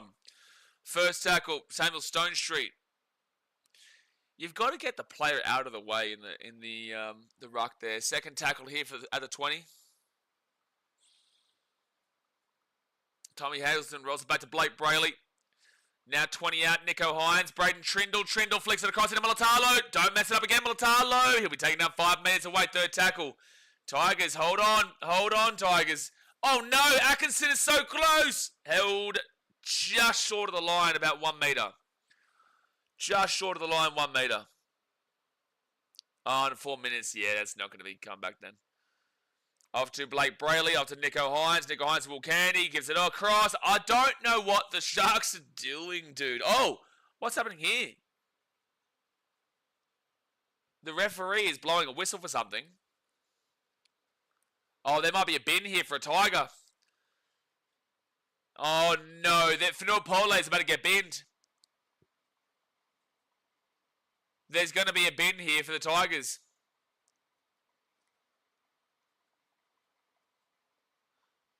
This has got nothing to do with that play, so I don't think this will be a penalty or anything like that, but it's going to be in the bin there for Fanua Pole. Yep. So he'll come back with 5 minutes to go.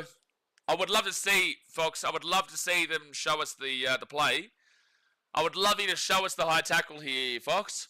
Would be nice. Would be really nice. So what you're telling me is we've just seen a bin for something that we don't even know, we haven't even seen. What you're telling me is we still aren't getting footage.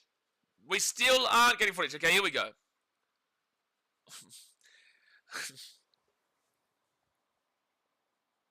Oh my god.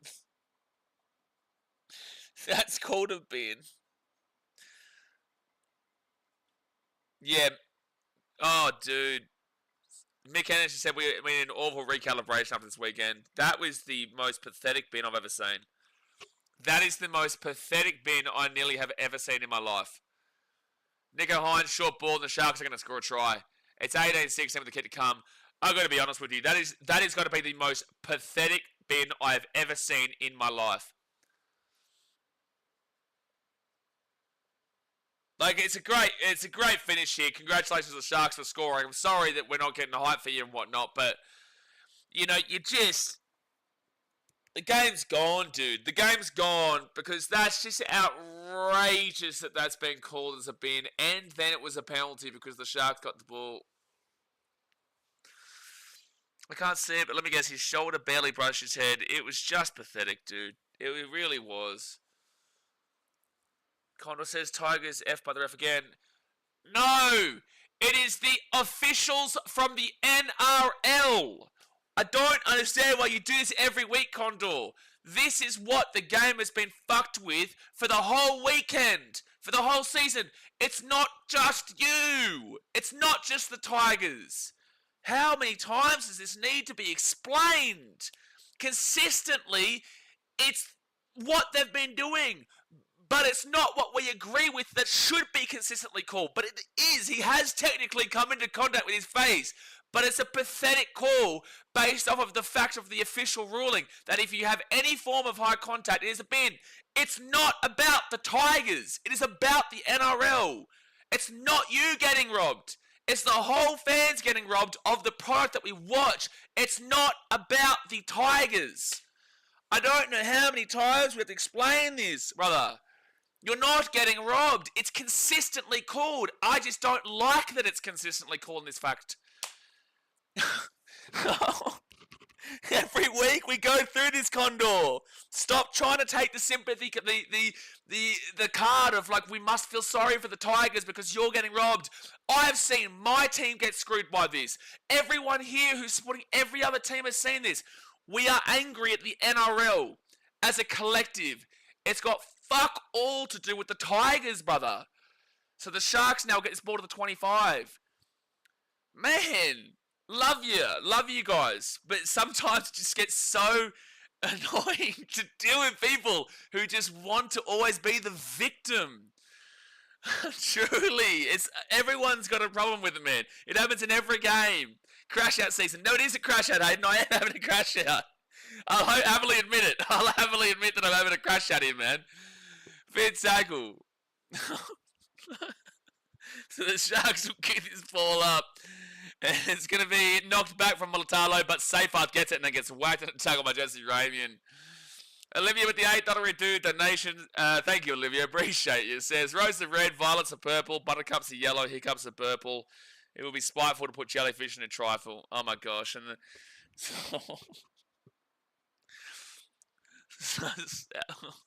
thank you for your donation, Olivia. Third tackle here at the 15. And penalty to the Tigers. Penalty to the Tigers.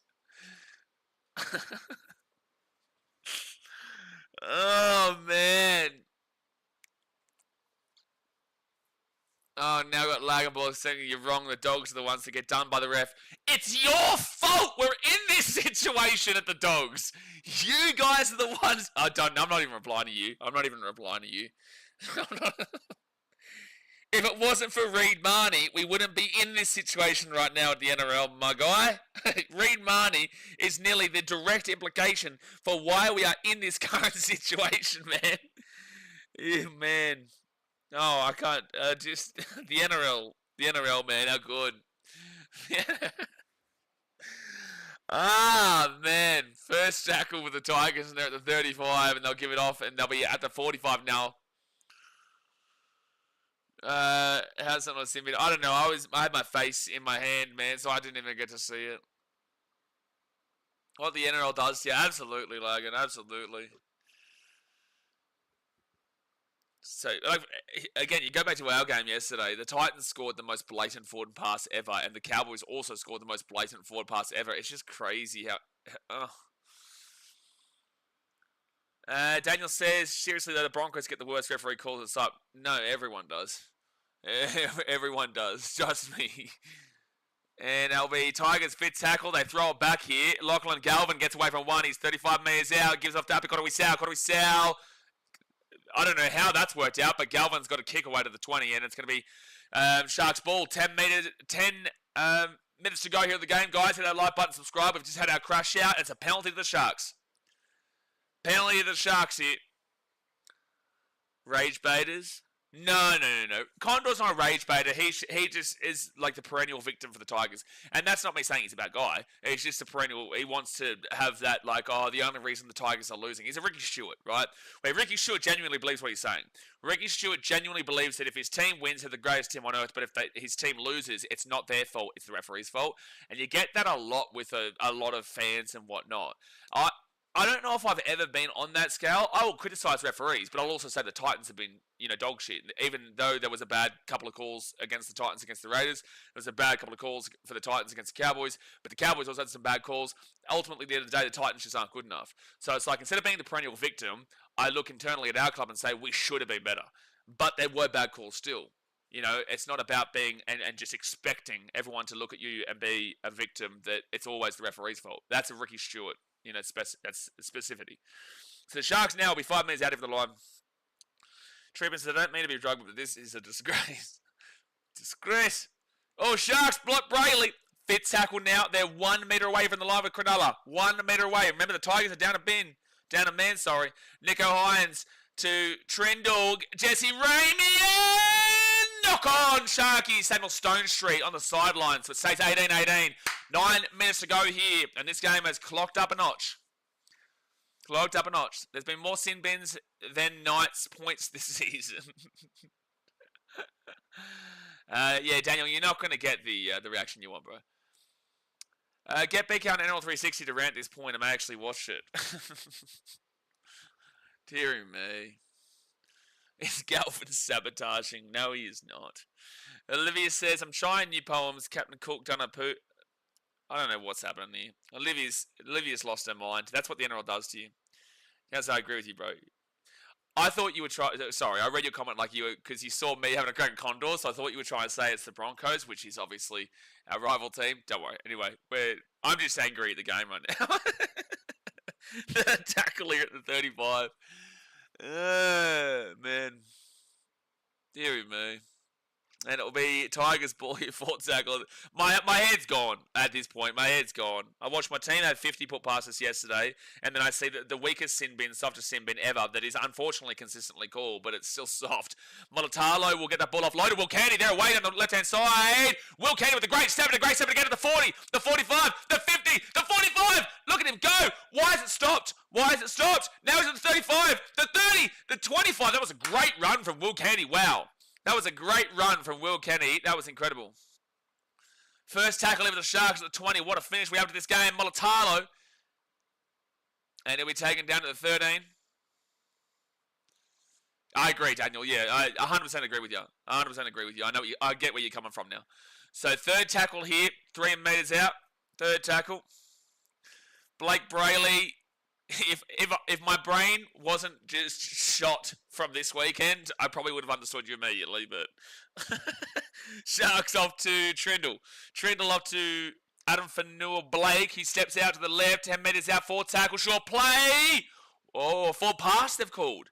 Forward pass. Crazy you can call that forward pass, but you haven't been able to call any other forward pass today, or yesterday. Yeah, they were set up for the field goal too, I'm surprised.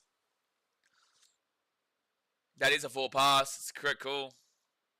It's a correct call, man. It's the correct call, buddy. So Tigers will get the ball here at the 10. NRL this year is nuts. Yeah, I say this all the time on every stream. I think you would have made a lot more money betting on underdogs all year long. If you bet on underdogs all year long, you would have made a lot more money, but please don't take that as a gambling encouragement. I'm just kind of putting an emphasis. Oh, that was so close to forward off the scrum. Okay, let us know in the chat, guys. Comment in the chat. Do you think the Tigers win this game, or do you think the Sharks win this game? It is 18-18 with 6 minutes to go. The Tigers have a man in the bin for like a minute or two left. Maybe a minute now, but comment in the chat who you think wins this game from here. So it's third tackle in for the Tigers at the 30. They're not making a great deal of meters on this set. Oh, but they nearly break through. 4 tackle now. Olivia said the Eels win. You need help. The Eels wouldn't even win if it was just them in a game. Only them. Just the Eels versus nobody, and the try line's open. They still would lose. So the Luai will whack it up. That kick is always, the wind is going to help. And 5th tackle, it'll be Tigers give the ball over to the Sharks. Good catch by Dream Buller, though. Bailey Lewis, I feel like Sharks, Nico Hines field goal. It'd be nice to see him get that moment considering the criticism that he cops, which is justifiable and valid, but it would be nice to see him get that moment. And the wind is in the Sharks' favour. What's really difficult for the Tigers here is that because they're going that way, the wind is coming back towards them, so a field goal is going to need to be absolutely whacked. The Tigers are not onside at all, by the way, but they're not even going to call them offside. This is a great set here from Cronulla already, though. They're 42 metres out, third tackle. Blake Bradley, look how fast his play the ball is. Look how fast his play the ball is. Adam Fanua-Blake at the 30. The wind is in the favour of the Sharks. They'll start to consider a field goal after this. Run straight up. No, they're going to the left. Why are you going out wing? But Talakai gets the offload away, and the Tigers get the intercept. The Sharks just threw that ridiculously. Do you want to lose this game, Cronulla? Do you want to lose this game? What? It's 4th tackle. You've got the wind with you, 4.5 minutes to go of the game, and you run out to the left-hand side. Why are you running out wing? Go down the centre and go for the field goal. Are you not confident in a field goal? And this is the thing. Sharks don't have 5th tackle options. They don't have any attacking play when it comes to the clinical moment, but they do have the ability to get into the area. They're a brilliant team in the middle of the field. They're not a good team in the attacking area of the field. All right, so the Tigers now, it'll be 5th tackle, 4th tackle. I get the offload away through Tyrell May and Dream Buller now at the 44.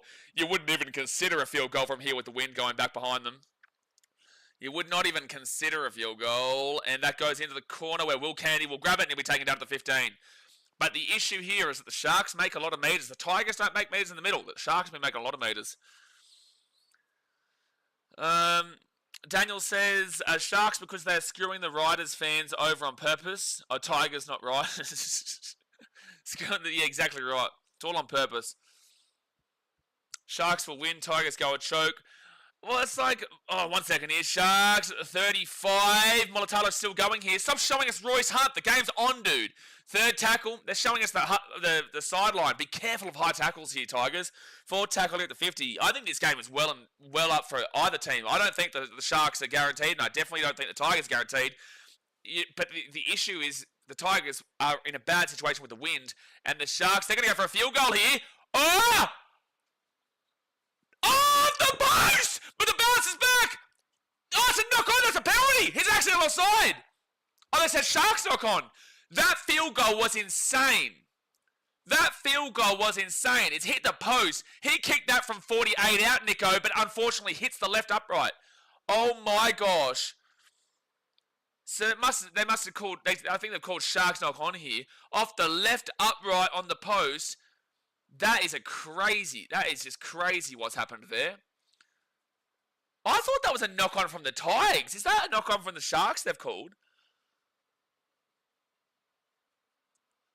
Yeah, this game is crazy heated up for sure. Damn, that would have been a massive field goal for Nico Hines' confidence, man. To kick that from 48 metres out would have been wild. The whole crowd went silent. Everyone went silent because the wind is in their favour. So if you go to extra time here, you better hope that you're getting the wind in the first half, because otherwise you could get done over very quickly. So Tigers with the ball here at the 20. Hit that thumbs up button and subscribe if you're new. 2nd tackle for the Tigers, and they'll get this ball out now to the 30. Now they get it out to the left. Galvin to Luai across. It's 3-on-3. The Sharks have got the numbers there. The Tigers aren't making a great deal of meters on their sets. The Sharks are killing them in the middle of the field. They've got to get themselves into an area, but again, they're also running against the wind, so that's also helping out a lot. The Sharks were doing it in the first half anyway. Against the wind, the Sharks were dominating the middle of the park. So Luai kicks that ball through. It's a nice little kick, but Will Kennedy will grab it. And, wow, good hit there by Fanu. But Will Kennedy gets away. He's at the 30. Minute and a half to go here. Will Kennedy steps back onto the inside. He's 35 metres out even the line. And Braden Trindle, he'll give it to Samuel Stone Street. He's at the 40. He steps around and he'll be taken out to 45 on second tackle now. Lucas, is great commentary, brother. Appreciate you, man. We're here all the time. Out to Tommy Hazleton. Now third tackle. Sharks don't win, I'ma hate them, Synergy says. So third tackle now, they give it off to Talakai, who's at the 35, the 30. Here's a field goal opportunity coming up here for the Sharks. Nico Hines hit the post just then from 48 out. Surely he gets it here. Here we go, fifth tackle, 24 metres out, 1 minute left. The Sharks are right in front of the post here. You've got to give it to Nico. Nico, 34 metres away. Charge down. Sharks ball, 6 again. Sharks are away. McInnes at the 20. 20 metres out, first tackle. 47 seconds left here. The Sharks, there was a charge down from Terrell May, or was Royce Hunter coming in, but Nico Hines, Tommy Hagelden. Hagelden! Oh, it's a try-saving tackle and a game-saving tackle from Lachlan Galvin. Sharks here, 2 metres away. Nico Hines out to Trindle. Trindle gets it off here. Rotti! No, it's not him, Rotti. It's number 14, Atkinson, and just knocked the ball on. Oh, bro! Lachlan Galvin just saved your game, by the way, Tigers fans. Lachlan Galvin just saved your game. Wow, it's a knock on here from Daniel Atkinson, who's playing when Hiroti would be. Lachlan Galvin grabbing onto the ankle of Hazelton has saved the game for the Tigers. So we're going to extra time here, ladies and gentlemen. We are going to extra time. Woo! What a way to end the weekend. It was a slow game a lot of the game, but this last 10 minutes has been rocking and rolling. Yeah, sorry for what I said about Galvin. Yeah, he just saved the game for the Tigers. So 18-18, Golden Point. Let us know in the chat who wins from here. It is Golden Point. Where is the killer instinct from the Sharks, man? Well, I'll kind of disagree with you, Jared. I think that they did have it just then, but the Tigers defensively came up clutch. Galvin comes up clutch when Thomas Hazelton absolutely had a guaranteed try onto the post, slaps at his ankles and gets him down really late. But then also down the left-hand side, it was a 3-on-2 for the Sharks. Atkinson gets the ball, steps back onto the inside, thinks he's going to try, just knocks the ball on because of the great defense from the Tigers on a 3-on-2 standard. So, really impressive. Really impressive, like, clutch-up work from the Tigers late in this game. Grace Sidmo says, thanks, Lachlan, for the save. Great commentary. Appreciate you, bro. Lucas says, does a game not end on a draw in NRL? Bet on Sharks to win? Had no clue. No, so there's 10 minutes now. So, Golden Point is 10 minutes, 5 minutes each half. You switch sides and whatnot. First person to score wins. If you kick a field goal, you win the game. If you score a try, you win the game. You get a penalty, you win the game. But if there is no score after 10 minutes, it will be a draw. Has there been a draw yet? There has not been a draw yet so far this season. There's been 2 Golden Point games. 2 Golden Points games, which was Eels Dragons and another one as well recently. And the Tigers will win the coin flip. They will win the coin flip. So obviously you choose to go with the wind. There's no way you choose to not go with the wind here. The wind has been an integral part of this game in the second half. Sucks Galvin's leaving them. They have a great bunch of youngsters. Yeah, like they are, man. You know, they've got a lot of development, but they are. They are a team that is developing into a team that they want to be long-term. Tigers fans need to come to terms with the fact that they are still a few years away from actually winning a comp, but they are in the right direction. They're not losing every game by big margins like they have been for the last 3 years where they've won 3 wooden spoons in a row.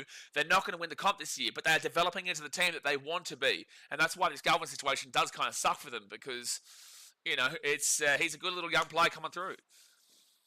Logan Balzac says, what an atmosphere at Leichhardt. Channel 9 cameras are all on Luai. What an Aura King. Here we go. So the Sharks are going to be kicking this ball off here to the Tigers. And the Tigers they did choose to go the first half in with the wind behind them. So it'll be interesting to see how this one goes. They have to score in the first 5 minutes, though, because otherwise they will have the wind strongly against them. And then that field goal gets taken out of the equation. So realistically, I think if it's a win in the first half of Golden Point, I think the Tigers win this game. If it's a win in the second half of Golden Point, I think the Sharks win this game because I just don't know if you can kick a field goal against the wind. Either team. And it's just the Tigers have the benefit of the first half of Golden Point, which is 5 minutes. Third tackle here for the Tigers at the 30. They give it off to Terrell May. And Terrell May, Nico Hines will make the tackle. Oh, he's lost the ball. No way, Terrell May. You've knocked the ball on. Oh, no. Terrell May's knocked the ball on. So Sharks will get the ball here 35 metres out. They still have Buller, Fayunu, Pole without Galvin, so they still have some great youngsters. True, and they do have Latu Fayunu. Don't forget that. Oh, that's what you said. Sorry, I didn't clock on. I was thinking Sam Wellaphone. Yeah, Latufone was a good player, man. He's a good player. I actually think that Latufone has got more of a potential than Lachlan Galvin, personally. All right. Just started watching NRL this season. Chose to support the Panthers with zero prior information. Thoughts? Bullshit, Luca. Bullshit. You chose to support the Panthers with zero prior information. Unfortunately, you jumped on at the worst time. But there's no way you can tell me you didn't know the Panthers had won 4 premierships straight in a row. And then, now, they're unluckily really poor this year. So the Sharks now second tackle. They're 15 metres away from the line. They'll get a chance at a field goal, but can Nico kick against the wind and win the game for the Sharks at Leichhardt? It's 18-18, Blake Brayley. Oh, to Cameron McInnes. They're right in front of Thomas Hazelton. And Hazelton, 15 out, third tackle. Nico nearly kicked a 48-metre field goal. Surely he's got the power. He doesn't go for it yet. McInnes, their fourth tackle. They're still in front of the post. Fourth tackle, 13 out. Do you go for it on a fourth or do you go for it on fifth? No, they don't kick it. They give it off to Adam Fanua-Blake, who runs it strong. Oh, he's 2 metres away from the line. Fifth tackle. Here we go. Here we go. Do the Sharks win it to finish off the round? Nico Ice charged down. 6 again coming up for the Sharks. If they can get the ball. Oh, I think it's a knock on Sharks. I think it's a knock on Cronulla. Oh, knock on Tigers first. Okay, so Cronulla will get the ball. Damn, this is a crazy finish of the round, dude. This is why we love it. You know, we hate the NRL because of the officiating, and we get angry, we get pissed off, and we scream at each other, we yell. But then you watch shit like this, and you're just like, this is on fire, man. This is on fire. 2 minutes 43. The Tigers will make a captain's challenge. Captain's challenge. Yeah, there's the charge down. Yeah. That's a great jump from Dream, by the way. They're challenging this call, for people who are wondering. So, and then Will Kennedy and Dream Buller here. Oh, you can't see it there. I would expect that's off Will Kennedy's hand. And that's what I thought. I thought it was a Sharks knock on first too. Here we go. Yeah, it's a knock. Yeah, it's a knock on from Kennedy. Yep. Yeah, so it's knock on. So it's Tigers ball here at the 40. So on their own side of the field, 40, but they will be able to get into an opportunity here. They've got a great attacking opportunity because the wind is behind them. That's a good challenge there from the Tigers. Lau says, Mama Pika's must be going crazy right now. Yeah, she'd be watching. She would be watching. Yeah, crazy how this game has turned our mood around. Yeah, exactly right. Isha says Hines is not clutch. You say that, but he hit the left upright on a 48-metre field goal. You know, that's amazing. To kick 48 metres and would have had it from 60 out nearly. Like, it was a high kick. It was a great kick from Nico, but unfortunately, it just hit the left upright and bounced back onto the infield of play. Like, yeah, okay, sure, you can say he still missed it. You know, it's either a miss or it's a hit. But for me, I thought that was a great play. That it was just super unlucky that it just hit the post. Alrighty, so it's going to be Tigers now with the ball, and it's going to be a penalty to the Tigers. Penalty to the Tigers. They're 55 metres away, so they can't go for it. They can't go for it. There's no way you go for the two. Oh, but to be fair, the wind is behind you, but then if it doesn't go, yeah, you have to go for the side out. You have to kick the ball over the sideline here, man, because I know the wind is really behind you, and it will help your kick. However, if you don't kick it out, then it would have been Sharks' ball. All right, Tigers, here you go. Here we go. Tigers, they're 25 metres away from the line with the win. 2 minutes to go here of the first half of Golden Point. If they score, they win. If they miss, they're going to find it tough in the second half of extra time with the wind against them. So the Tigers up beside Conway South off to Royce Hunt. And Royce Hunt is second tackle now, 15 metres away. When did they go for it? Do they go for it now? Second tackle. Appy fakes it. Gives the ball. Just don't lose the ball. He nearly lost that ball. Third tackle. Do you go for it now? 10 metres out. Minute and a half to go. Golden Point. And they give it back here. Right in front. Jerome Luai fakes it. They give it off to Adam Dewey. Oh! Oh, he's just missed it. Oh, dude. That was so close. So they gave it to Luai, and then Luai gave back to Dway here, and it's like the wind was kind of wanting it to come, but it didn't come across enough, and it goes out, so a 7 tackle set for Cronulla. They are so close, dude. Tigers and Sharks have both come so close in this game to winning it. 0 tackle here for Cronulla at the 25. That's going to make it so hard now for the Tigers to win when the wind is going to be against them. But that's a great tackle there from the Tigers, and they bring him back first tackle to the 22. Dewey should have faked it, had more tackles left. Yeah, it's a good point, but I think they set that up deliberately for that reason. I think that he thought that he could have a good angle on it with his style of field goal, and then he was hoping the wind would bring it across, but the wind just didn't really bring it across hard enough. Third tackle now here for Cronulla at the 35. They don't necessarily need to score here in this golden point one. They don't need to score in the first half necessarily because they have the win in the second half. They just need to not concede here in this first half, really. Fourth tackle, 37 seconds left here for the first half of extra time. And Adam Fanor-Blake with a great run. Gets the offload away. Blake Brayley off to Trindle. Trindle gives it off to Talakai. Talakai to 35. Off to Daniel Atkinson. Atkinson looking around. It's fifth tackle now. They're 28 metres away. It'll probably have to be a kick from about 35, 40 metres away. Against the wind. Do they go? Trindle. Field goal. Up. And it's... Oh, it's missed. It's missed. And the Tigers are going to make one last play here. They're going to make one last play. The Tigers take another 20. This is a crazy game, dude. This is a crazy game. 3 seconds left in the first half. Luai still going here.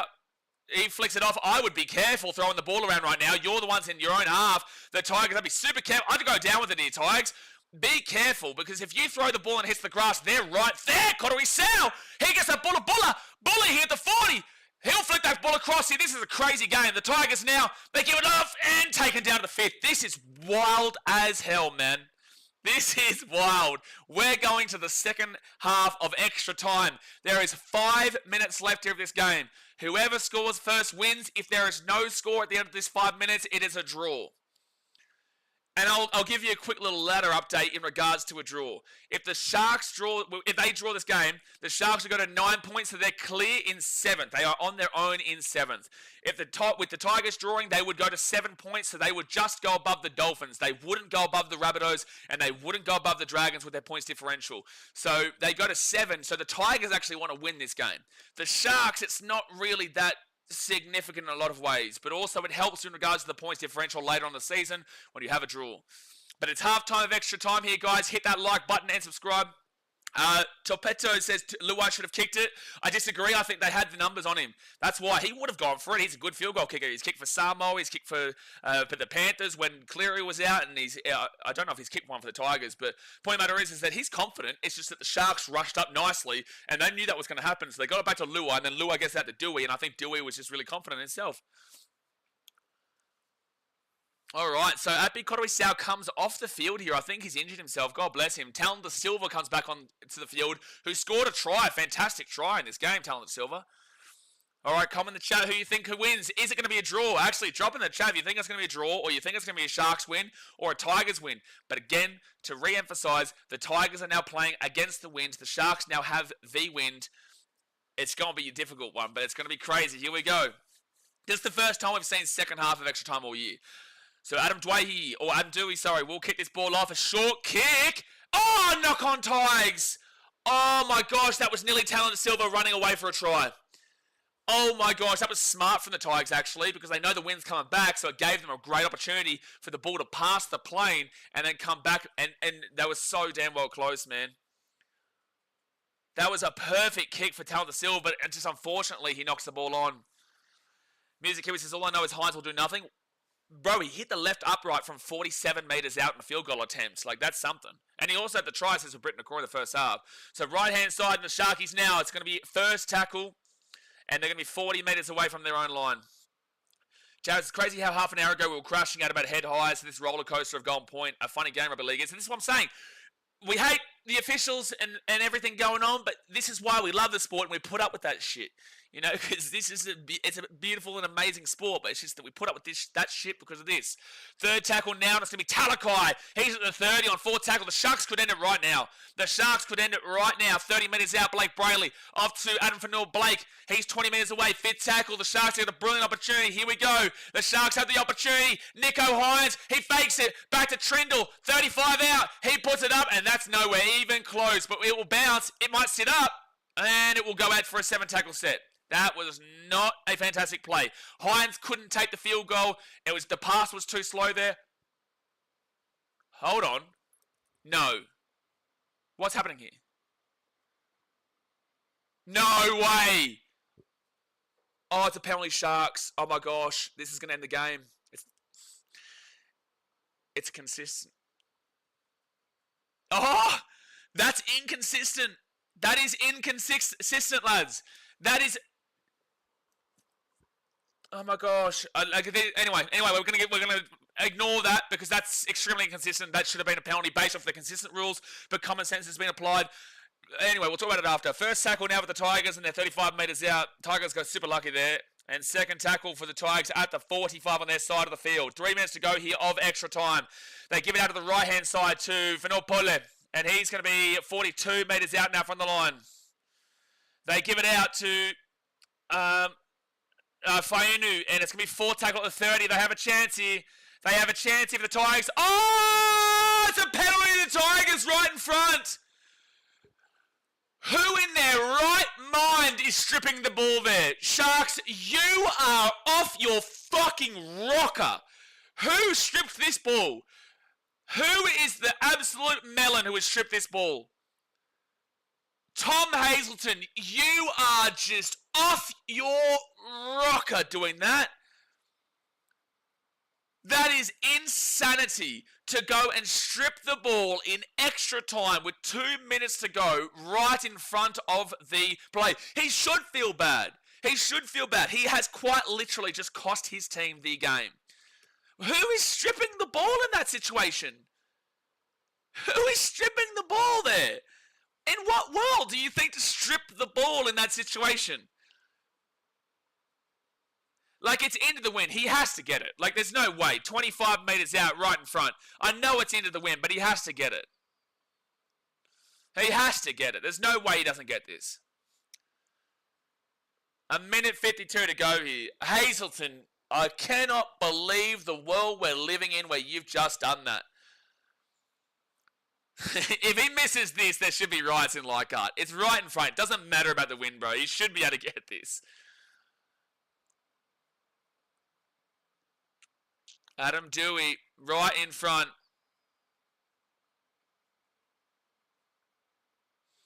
Adam Dewey, he's waiting. He's taking his time. Only Tigers could miss from here, Music Kiwi says. He's taking a lot of time, and he will. He's got the kick, and they do win the game 20-18. With a minute and a half to go, Hazelton, you need to go into those sheds and you need to sit down and you need to not speak as everyone roasts the living shit out of you. In no world do you ever consider a strip 20 metres out in extra time with 2 players in the tackle. That is the most brain-bafflingly massive blunder that I've seen in rugby league in a long time. But what a game. What a game that was. So 20-18 here will be the full-time score. The Tigers win. The Sharks lose. Honestly, you know, it was a bad quality game for 70 minutes, and in the last 10 minutes plus extra time just got red hot, man. That was red hot. I don't know if I can get past what Hazelton did. I know you're a forward. I understand that you're a front row forward. You're a prop. Your job is just to run hard and make a tackle. But like, there's no way you're that like. The wind is against them, dude. So if they go for a field goal, it's more than likely going to miss. On a set shot opportunity 25 metres out from a kicking tee, that's going to be great for the Tigers. They're going to get that, and they do get the win. But if they're going to take a field goal, like, that's going to more than likely miss against that wind. So you could just allow it to happen, and you've also got the chance of a charge down. You've got so many. Oh man, I find it wild what Hazelton just did. Wild. Tavares' Raiders game was way better. It was a good game, but I liked this one. Yeah, Sharks wanted to lose for sure. It's like the Sharks wanted to lose. It really is. It's like the Sharks wanted to lose. So this is great finish, but still, yeah, fuck the rules at the moment. Absolutely. Like, when we go back, so there's multiple calls in this game that you just go, what's happening with this game? You know, I'm so dejected with how this game is going. And what I was trying to say at the back of that game is that we have these officials and we have these bad calls, and it's bullshit. It sucks. It's absolutely disgusting. It's ridiculous, right? They do exist, and we hate that. But we put up with it because of what we just witnessed there, which is really annoying because it puts the refs off the hook and leaves them without the accountability because people forget about that and they focus on the good thing, which is great and that's awesome. But then next week at Magic Round, we're going to have the worst time of our lives. You know, like that bin, despite being consistent for the Tigers, that bin was consistent, but it was also just absolutely horrific. It was like a graze. But yet you call that a bin, but you don't call the bin where it was a direct contact, or it was a palm to the face, which I think is common sense because it bounces up and goes there. But it's like if it's a common sense call, then and that's getting no penalty for the Sharks very early in the game, then why was it a bin on Thursday night? That's the issue here. It's a great game, but the referees absolutely still need to be held accountable across the entirety of the competition. It's not about it being a woman in Belinda Sharp or Casey Badger. It's not about being a man. It's about being all the officials because it's such a niche, nitpicking rule game nowadays that unfortunately does bring this into it. And I think the Tigers won fair and square because both of these teams had bad calls throughout this game, and the Sharks just weren't good enough. They just weren't good enough to win this game. It's just as simple as that. Like, the Tigers are there's so much room for development. Like, both the teams here today, the quality wasn't there. Like, they both have so much room for development. But the point of the matter is that you take the 2 points and you just keep on developing with you, the Tigers. Casey says, imagine if they ruled on that last drop kick attempt by the Sharks and said the Tigers play got a hand to it and gave the ball to the Sharks. So another thing that was a problem is that when Braden Trindle takes that field goal and he misses the kick, and they were reviewing it in the bunker, if a player contacts the kicker in that situation late, which is unfortunately what happened with the Tigers, 99% of the time they will call that as a penalty for hitting the kicker late. But they decided to not rule on that in that moment, which allowed the Tigers to get the ball and ultimately ended up winning the game. Now, am I saying that to decide the game? No, because I think that's a common sense call. But it's common sense calls are only great if everything is a common sense call. If you're ruling on the game as a common sense call, then that's fantastic. We love that because common sense makes the most sense.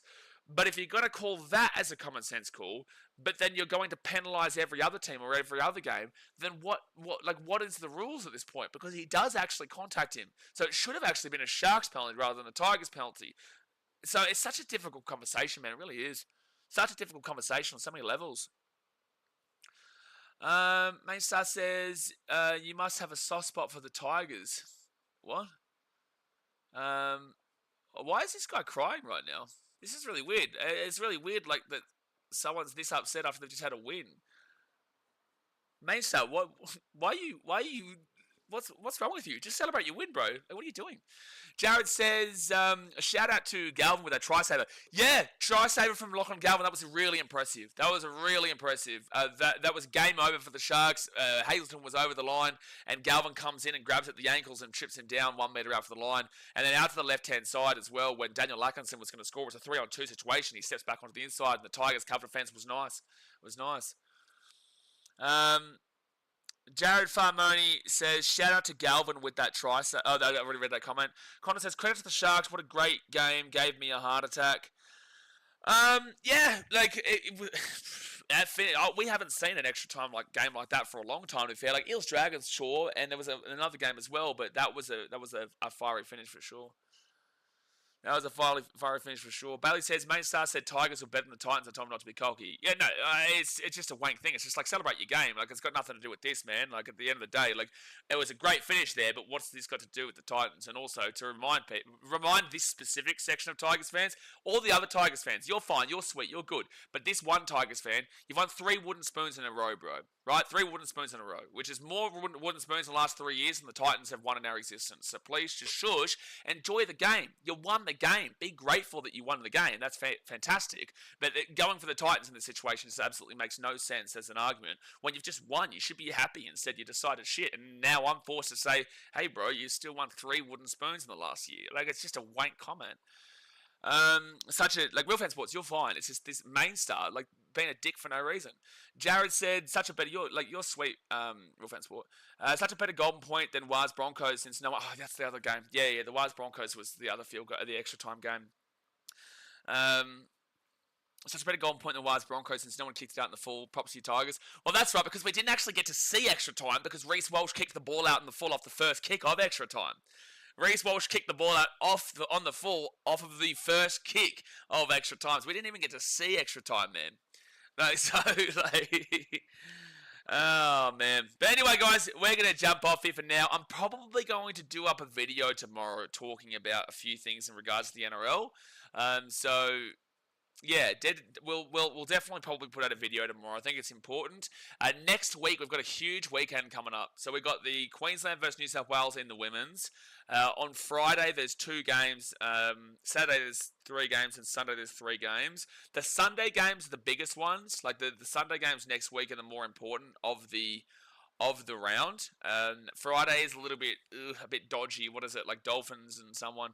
Sharks, Eels, and Roosters, Dolphins. Really disappointing matchups there.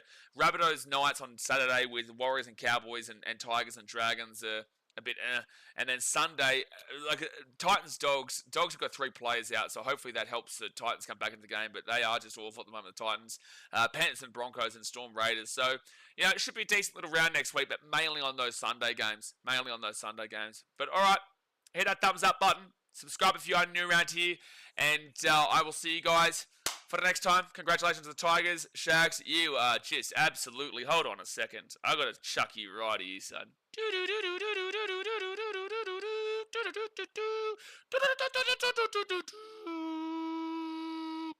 Alright, guys. Appreciate you. Thanks for watching. Catch you later.